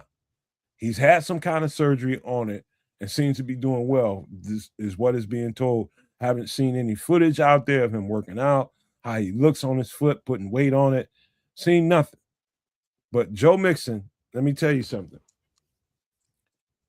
If we so happen to, and every freaking team runs into this at some point in the camp, they beat up the running backs, and next thing you know, we need to sign somebody. If this guy is available somehow and we get our hands on Joe Mixon, come on now. Kid, you had some conversation in the studio. You want to have it now? Look, I love this particular player. I think this player put the team on his back as far as Houston is concerned when he got there. And the Houston Texans had a plethora of running backs. I think they're in the Super Bowl if they had a healthy Joe. If Joe was healthy, they probably would have gone. I don't know how you stop him. Like CJ Stroud and the wide receivers is one thing, but stopping this guy is a whole other thing. Joe Mixon's 29. All right. Damn. Like, here's my only question. And it's the obvious question. It's like, what is this going to cost? You know what I mean? So like Joe Mixon's coming off not much because of what just happened with him the entire 2025 season. You might be bang on. This may be Joe Mixon prove it year, right? You get a contract, you do what you got to do. If you can get on the field and be effective, you earn yourself another contract. But I don't know, man. This guy, $25 million contract potentially before this. You never know if he can get back to form. Oh boy, would he have an impact in Chicago? Joe Mixon on his own is an elite running back, number one. Yes, sir. But Joe Mixon missing an entire season and having all these question marks surrounding him in a situation where they had to cut him in a prove it situation. Give me that Joe Mixon. Give me that. Angry Joe Mixon trying to prove the damn theory. Give me that Joe Mixon. He knows he's only going to be here a year, and he'll tear this shit up. He'll tear it. Give me that Joe Mixon. That's the only reason I want to sign Joe Mixon, because of everything that the parameters I just laid out. That Joe Mixon. Give me that. FFG, I'm with you, man, but I don't think they can. I don't think they can. Just read what he's saying. Just show him some love. Sure. Big ups to FFG, man. Instead of prove-it deals, we need to make a trade for a premier pass rusher, even if some draft capital is involved, to make D reach the top 10, to allow the foundation to be set for years to come. Again, I do agree with this theory. The problem is I don't think they have the money to do this. I think the money is tied up in places where they can't really move it, and the other places within that it might be tied up in smaller capacity are with players that you actually really need in 2026, right? Like if we're talking about Tyreek and DeAndre Swift, like these are contracts you probably need. Maybe Jalen Johnson, you probably need to have a Jalen Johnson given the present case scenario. I don't know. You can't move Dale. You can't move Grady. You just can't. I don't know what you know what I mean? I don't know what you do in that respect. So I've resigned myself to the idea that just won't happen. You know what I mean? Like it's just not gonna. I don't think they can do it. I don't know what happened with Joe Mixon, but my sneaky suspicion that gene in me that I have, something happened that they're kind of hiding. I'm talking about he probably fell out with a coach or something. Something happened where it went left in Houston. And that ain't the worst thing in the world with 20-year-old people. You know what I mean? Yeah, shit happens, man. Personality conflicts and all kinds of things happen. Doesn't mean he's a bad person or a bad guy. He just ran into resistance with people around him. And that's just my opinion, man. I just sneakily suspect that something like that might be going on, and they just kind of colored it up with this injury stuff. They can do that in the NFL. You get caught doing that, you're in trouble, but you can do that and get away with it. You can do that. People do it every single week in the NFL. Every week, not every year. Every week, somebody's doing that on the NFL roster, coloring up, making up some kind of injury to make it look like somebody's got something going on, and they really don't. It's just other stuff. It's loyalty to their players, and hey, you was with us, you're gonna stay with us, and whatever's going on with you, don't worry about it. We'll cover your ass. Like a lot of that goes on. And so, anyway, like I said, Joe Mixon, a motivated Joe Mixon is the Joe Mixon I want. That's the guy I want. Like I said, we'll have to wait and see on this one. It really has a question. The question is all about availability. Is he all right? Is he anything like the Joe Mixon of old? If so, we're the conversation. But at the same time, I'll read what Leo Factor is saying here. Nomad, don't you think bringing in a vet running back ain't a good idea since Swift and Monongai will take most of the carries? A vet running back is more likely to complain than a young RB. Let me answer that. Do it. If you heard, I don't know how long you've been here, Leo. I think you've been here a minute, but before I even brought him up, I said this is way later on in camp. Like after camp is fully underway with pads on, and every year, running backs get beat up in camp. And depending on knocking on wood, hopefully nothing happens so severely that we need to go out and look for a Joe Mixon. But if you have to go and get a lead running back, if something happens, this is the kind of guy you want. And even for a supplementary running back, if you were so lucky to get a Joe Mixon, come on, man. But you're right. I mean, with Swift and Monongai, you're right. There's no much need for Joe Mixon. But we're just trying to get Swift and Monongai to the regular season and get through the beatings that happen in camp. That's all. Yeah. Strangely, again, in this particular scenario, I don't foresee the Bears actually making this particular move. I wouldn't be mad at it. And when I say I wouldn't be mad at it, it has everything to do with the dollars and cents of this potential contract. As long as they're getting him at at prove it deal money, I'm interested. If you ain't getting in that prove it deal money, I'm fine with DeAndre. I'm fine with if we're having this conversation this time last year, I was not fine with DeAndre Swift. Like, just be completely frank with that. DeAndre Swift came on, he came out last year and really solidified himself as a top quality back, especially when you have a viable offensive line. So I'm happy with DeAndre. I'm happy with Kyle, and I do think they'll get a lot out of Xavier Thomas in that speed back capacity. The question to me now is more: can you find a north-south back, more of a bruiser that you can layer in situations where you need to get a single yard? And I think that guy might be Coleman Bennett. And we'll see, man. This is Joe Mixon. We're talking about, again, to Leo's point. We're talking about somewhere after the pads come on, and hopefully we got 2-3 healthy running backs, 4 in particular, coming out of camp, and we don't need a Joe Mixon. And this conversation is irrelevant. I'm just bringing this up in the event that we need to go and grab a guy. The fact that he's out there, to me, was worth the conversation, man. That's Joe Mixon, bro. But yeah, man, you know what? Let me get this down. It's a shame that the NFL is missing the opportunity to, be more in the conversation because I ain't seen nothing about, possible June 1st casualties or, cap cuts or no agents are like, oh, yeah, my guy's going to be out here. And it's tomorrow. It's like, what?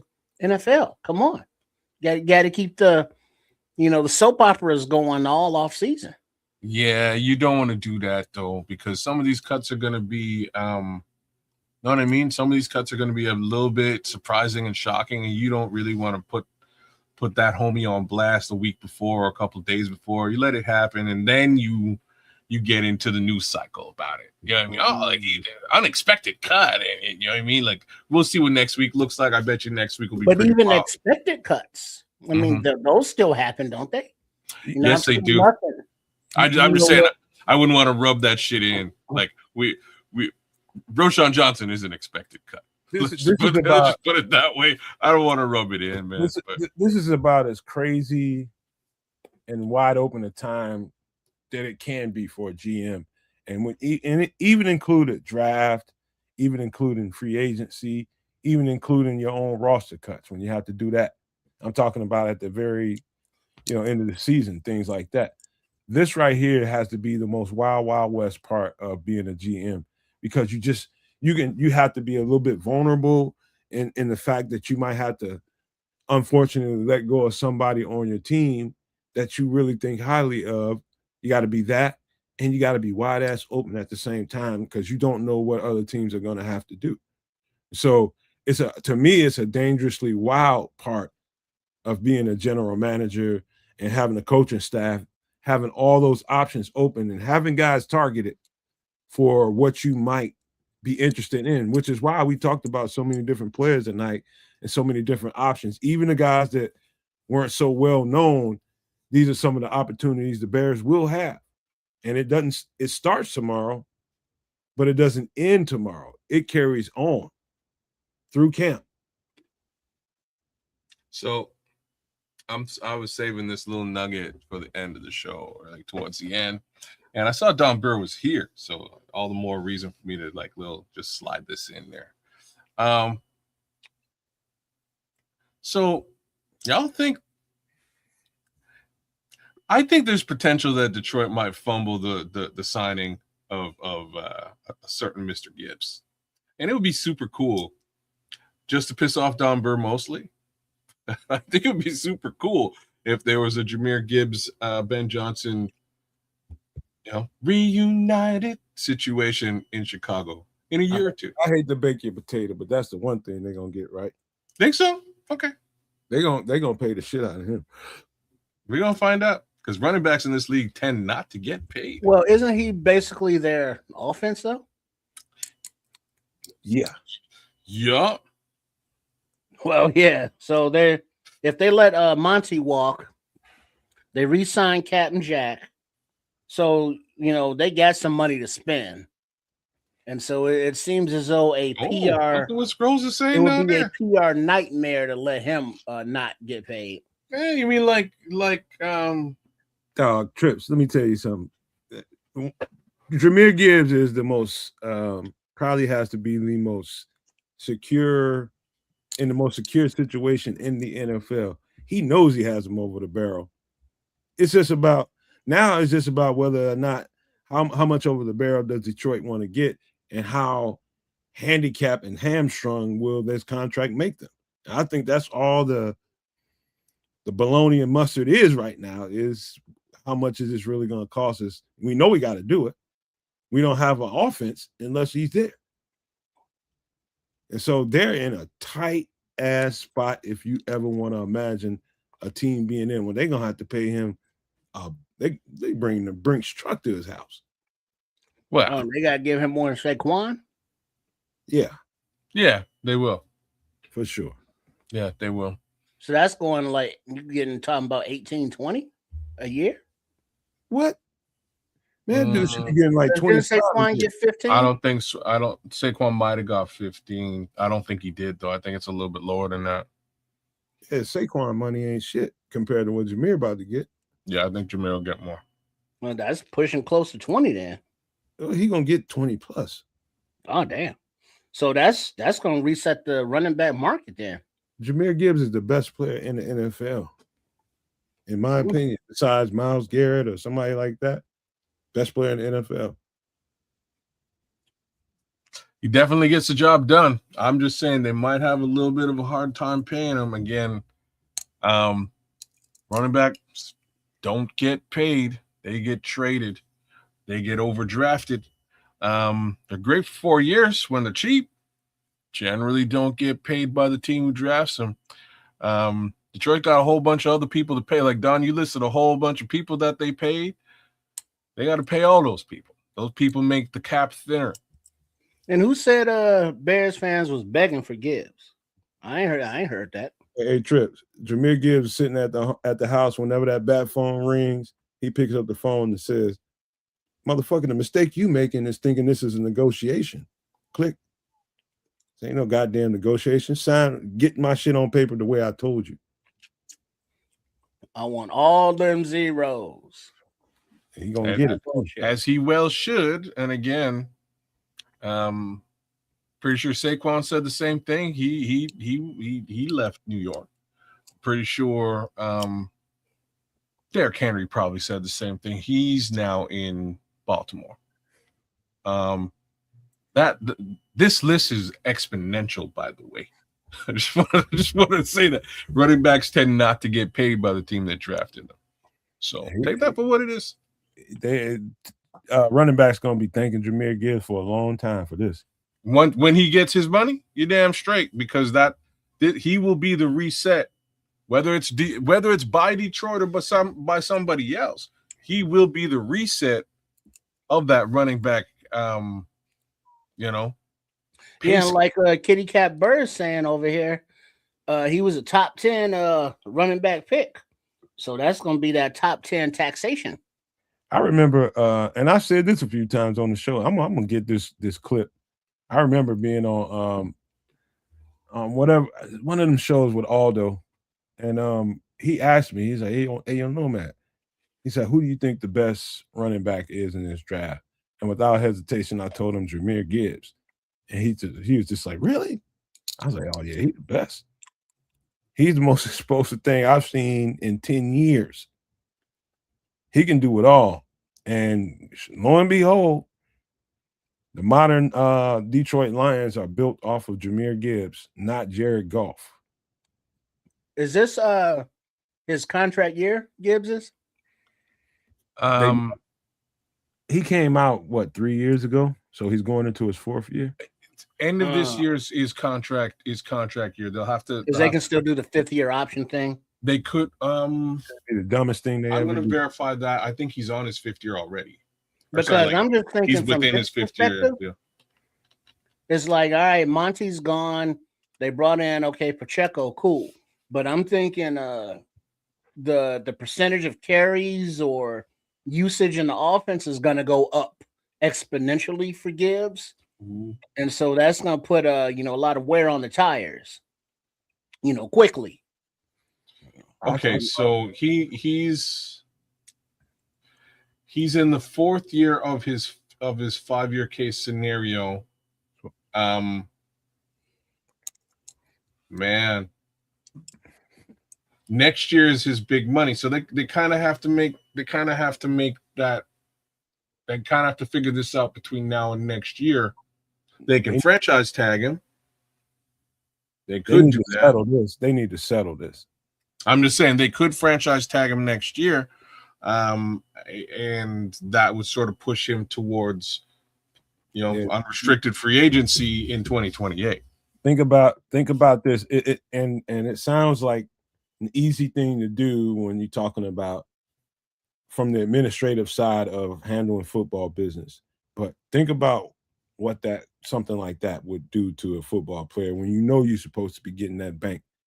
Oh, you think you're finna get the same Jameer Gibbs? I'm finna show you something. That's why they need to hurry up and get this shit out the way. He needs to get paid, Don. He got to be paid. He got to be paid. There ain't Yes. D toilet's gonna D toilet. So All right. I tell you what, man, this is I just enjoyed the research side of some of these guys that I'm looking at all these different podcasts and all these Bears content creators talk about, you know, the most obvious thing in the world, but nobody wants to do the deep dive into some of these guys that the Bears could particular that might be really good fits for what we do. And we took the time tonight to make sure that you guys get familiar with a few names that you may or may not have been familiar with. And so hope you guys appreciated it, man, because I enjoy it. I know we all did enjoy bringing it to you, man. So you guys don't be surprised if some of them names pop up on the radar in the next 24 to 48 hours. Just say the Nomad Network told you so. But yeah, man, we got to go ahead and wrap this bad boy up and get ready for Wednesday night on some extra sauce, where I'm sure we'll have a whole nother slew of different Bears conversations to have there, because there'll be a lot happening. I'm thinking, whether it's with the Bears or with other teams, but it'll be some things happening. Might be some trades, I'm thinking, between now and the next time we're on some extra sauce, man. I think it might be some heavy duty trades that happen here, man. At least one or two. And so that's what happens after June 1st. A lot of those kind of things happen. But and then also we should know where the Bears will be calling home as the clock is ticking down for the Illinois, state legislature to make a move for the funding or the deal to keep the Bears in Illinois. But there's a late push from the representatives in the Chicago proper to keep them in the city. And they so petty, kids and Nomad, that they like, nah, screw Arlington Heights, because it's further away from the city than Hammond is. So it's either we keep them in Chicago or we want them in Hammond, for the city leadership, because it's still closer. They don't get nothing about the state, or it's all politics, but it's coming down to 0 hour right about now. All right, so let me give us, hold on, man. We got give some love to Leo Factor.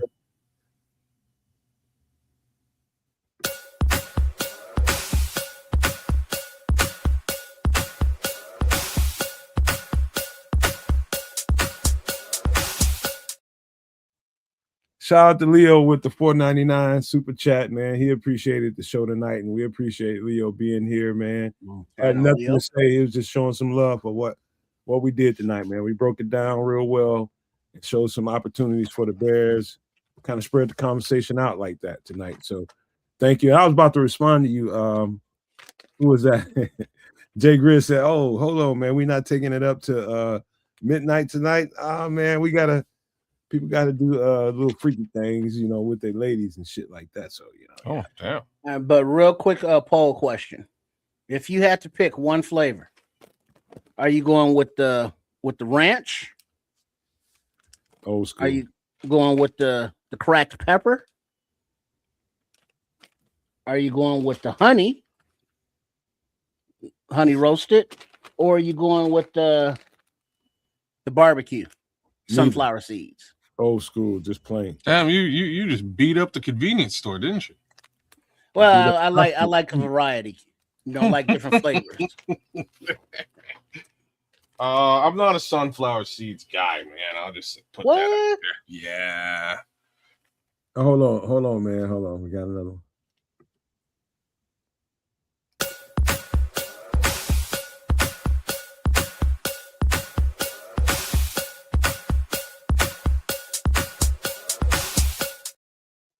Shout out to Jay Grizz for the $1.99 love, man. We love you back, bro, man. Y'all make sure y'all understand that this ain't nothing but love, man.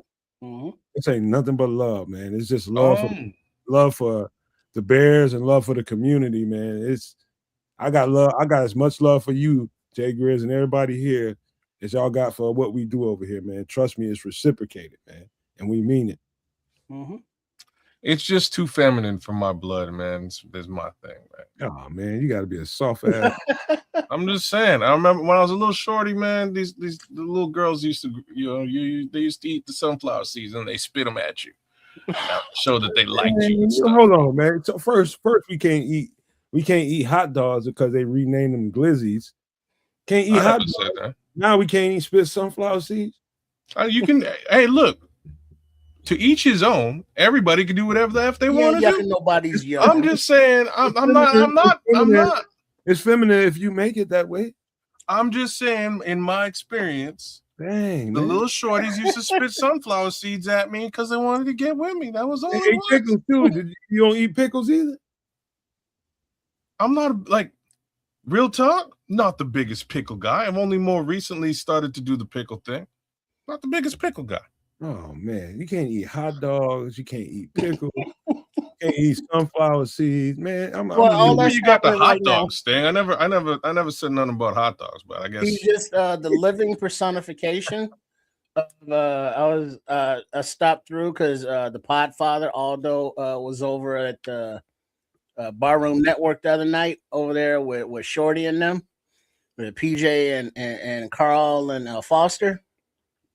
But Shorty, he was, I don't know, he must have took like some new gummies or something because he had a lot of pontification on the oralification and the fallacification of cockazoications.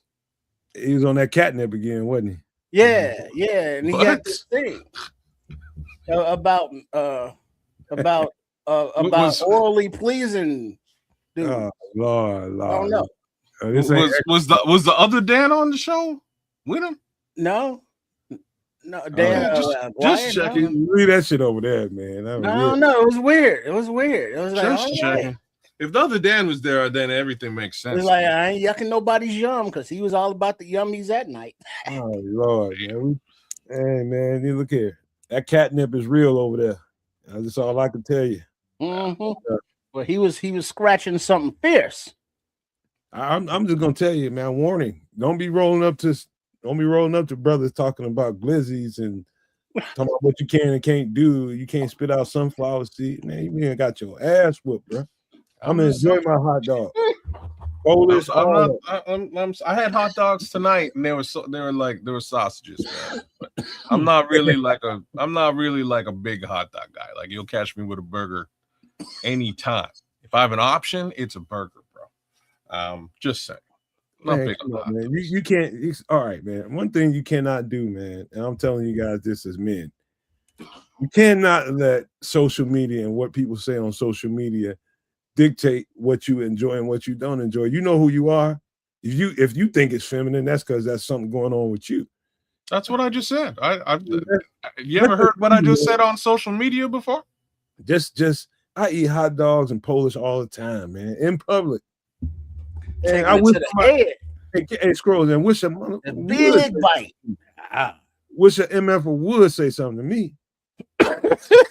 Just looking at you with long eyes. I've never said nothing about the whole glizzy thing. I don't care. I don't make no difference to me. But I do prefer a hamburger, so I'll take a hamburger. I bet you he eats it. He's like Mikey. He'll eat anything. Send that chocolate-covered banana over to the table. I bet you he'll eat it. Watch. Man, you let people on social media get you self-conscious. You deserve to be self-conscious. Yeah, I agree with that statement. But I don't. That's not me. He said, Ked said, I'm not gonna be a meme, catching my mouth going over some kind of thing whatever. I'm like, whatever. Shit, I know what I am. Shit. If you got any questions about it, leave me around your girl, motherfucker. Yeah, we'll figure it out. Shit. Oh, watch out now. You don't like that? But also a shout out to Caleb Williams and his business people, because they came to an agreement with George Gervin man thing. George is gonna keep it to basketball. Caleb's gonna keep it to football. And then now I don't know if it's true or not, but there's a like a few days after that deal was announced, there was a Madden cover with Caleb in the all white uniform doing his little Iceman thing, and they got like a whole 30-second clip, like an intro. So it's like, it could be one of those fake covers or real. I don't know, but it was pretty cool. It's an internet room right now. Okay. But it was cool that they did work out that whole Iceman thing, though. Yeah, man, I never heard so much about damn George Gervin in my life over the course of the last couple of months. I'm just saying. Vontae, what up, 7-footers in San Antonio is like a thing. I don't know who their GM is in San Antonio, but he just finds 7-foot monsters.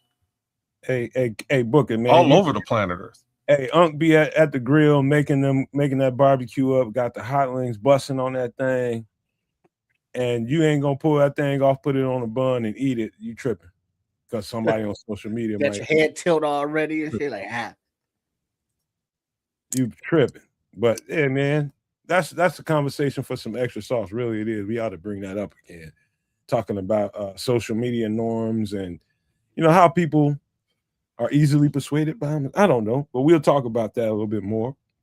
I think it's totally ridiculous, and any grown-ass man ain't adhering to none of that shit. They're going to enjoy their food, no matter where they are. I go right in Sam's Club, right in Costco, get that long-ass hot dog, and eat it right there in front of you. You lick that ice cream cone. You enjoy every one of those licks. You want to make a meme here, I'm going to give you one for free. But shut the fuck up, and I'm going to eat my shit. Did he get the Madam cover, or is that still in speculation? I thought it was still in speculation. I don't know, Michael White. I thought it was. I've been seeing that for 48 hours, man. Me too. Is there a certain date that is announced, or it should be real soon because the game usually comes out. It usually comes out in the next couple of weeks before the season. Right, so I don't know. It should be real soon, man. Hey, I gotta say he got the deluxe edition cover. That's what King is saying. I like how you put up the scrolls and pulled it down real quick. Great.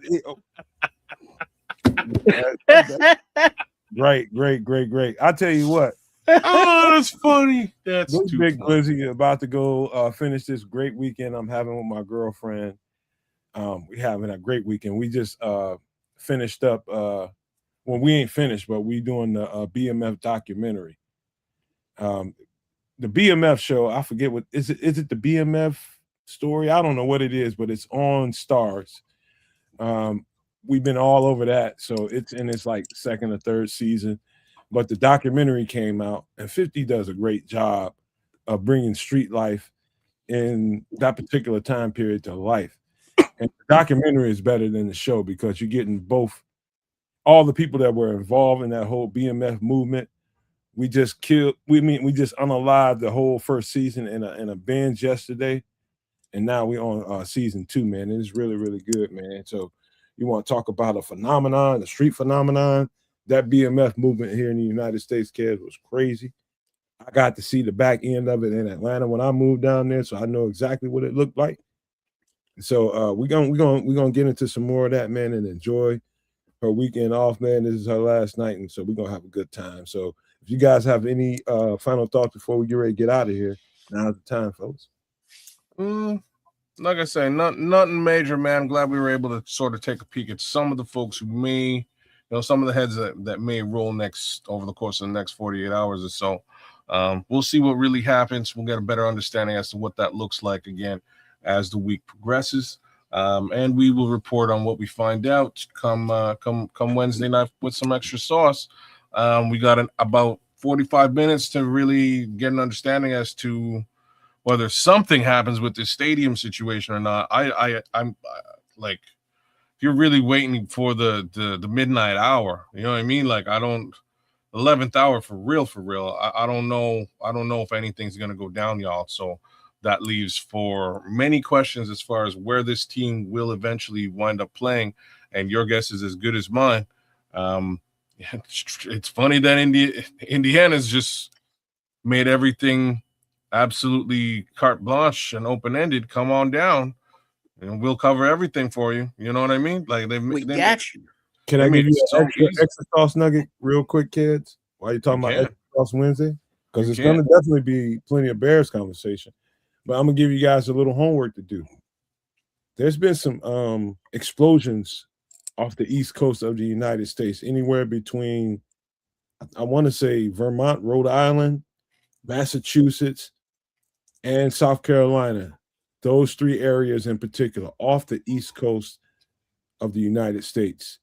And one of them they're trying to label as a meteor that's just traveling at 75,000 miles per hour, but nobody knew it was coming.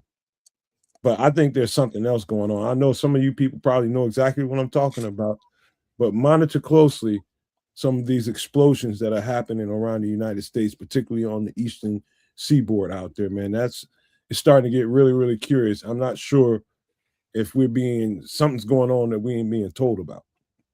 So that's happening all over the eastern seaboard right now. So pay attention to that. Kez, I'm sorry for interrupting, but I just had to give an extra sauce nugget. Well, thank you for that. I have no clue what's going on with respect to that, but I guess I'll keep my ear to the ground and see if I can find anything out. Paul Rodriguez is saying false alarm, Nomad. Just the sound of the Detroit Lions. That is a big ass thug. That's a big ass thug. Great shot, Paul. Boom! Love that one, Paul. Well spun. But yeah, man, we'll see how things shake out and what it really looks like with all of these little nuggets that we kind of have been floating around. I'll be on special location on Wednesday, so we'll see how that all shakes out. But lo and behold, I will likely be in full effect on Wednesday. So, my boy, yeah, there's that. Cool. All right, so just make sure that you are subscribed. You got those noties on, even though that you already know Sunday night, Wednesday night, how it goes down. But Nomad Network, Keds of Canuck, and Sports Chicago style, the whole little subscribe and thumbs up, all that good shit. Much appreciated. Much appreciated for the super chats. And as we not only a new week, but a new month. Let's keep it rolling. Do what you got to do. Make sure that rent's paid. And get out there and get that rent money for next month. Let's go. Oh, snap. Thanks for reminding me. Gotta pay the piper. And also, please get out there and get you some of that vitamin D. That means the SUN, the sun. Perfect time to be doing it. It's been some really nice looking full moons out there, man. And Earth is reacting to it. Humans are reacting to it, animals are reacting to it. But it's really, really nice out there, and the weather's really nice, man. I just say get out there and get you some sun, get you some fresh vegetables that are growing up everywhere, fresh fruit, man. This is the time to go get it, get your body right. This is a good time to get out there and get fresh things instead of processed food and all that kind of stuff that we love. But right now is fresh. Give your body a good break from all that stuff. And who is that? Ron saying, what's rent? Well, you might call it mortgage, you might call it taxes, but you're paying somebody to habitate in your dwelling. Whether you rent it, whether you think you own it, whatever the case may be, you got to pay, because that's what we worker bees have to do. It is unfortunate, but it is true. That being said, I wish everybody was the same status, but we ain't. Mm-hmm. It's Ron homeless. Ron is a home owner. There we go. There's the other side. I am too, but the struggle still remains. Yeah, you call it a mortgage, but it's you just paying rent to your bank, your finance company, to the government. Well, that's a whole conversation to have, man, later on. But even if you are a homeowner, man, you ain't. Let's just say this. Okay, so I gotta ask a question before we get out of here. What? And it's this one. If this shit doesn't get solved in the next 40 minutes, what is the potential for another team to come to Chicago? Kids, like, why are you putting us in a conundrum, man? I'm trying out of I here. didn't do this. I would like to blame That's the fair. legislation in Chicago, in Illinois. Well, you got to have As another well as the team. McCaskey family. There's Kevin Well, Moore. but the situation still remains. Where are they going to play in the city proper? You know, that was part of the issue, is the acreage and the ability to have, you know, a whole football themed area beyond the field. And that just does not exist in the city right now. Arlington Heights, you know, that's not the city. They could go play at Soldier. It would suck. It might be a Well, the temporary NFL's thing. not going to allow that anymore. Why? Because it devalues their product. You know, if they can have 32 teams with, you know, a little city NFL proper around all of them, now their overall value is going up versus having one team in the city of Chicago, you know, that seats 60,000 people and they don't know nothing else around it. You know, that brings down the value overall of other franchises. Interesting. All right. I'll tell you what, since we didn't get enough, I just knew that conversation was going to take an hour to talk about, but y'all wasn't as talkative as I thought you would be at the early part of the show when we brought it up. But we got to go tonight, man. We'll bring it up some more because there's sure to be more revelations in between now and the time we get together on some extra sauce, man, because that's just the way it's going to be. It's going to be more news to come out on it. I'm just not going to worry about it right now at all because I don't care.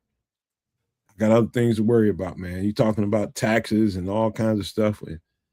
It's just getting tighter and tighter for people out here, man. So I'm thinking about all of that and trying to keep my SHIT together with what we have going on. And I hope everybody is managing and functioning the best way they can in their homes and making sure you're checking boxes, you know what I mean? And making sure you're getting things together because it's just getting a little bit sketchy out here. So I just want to leave you guys with some love, peace, and hair grease, y'all.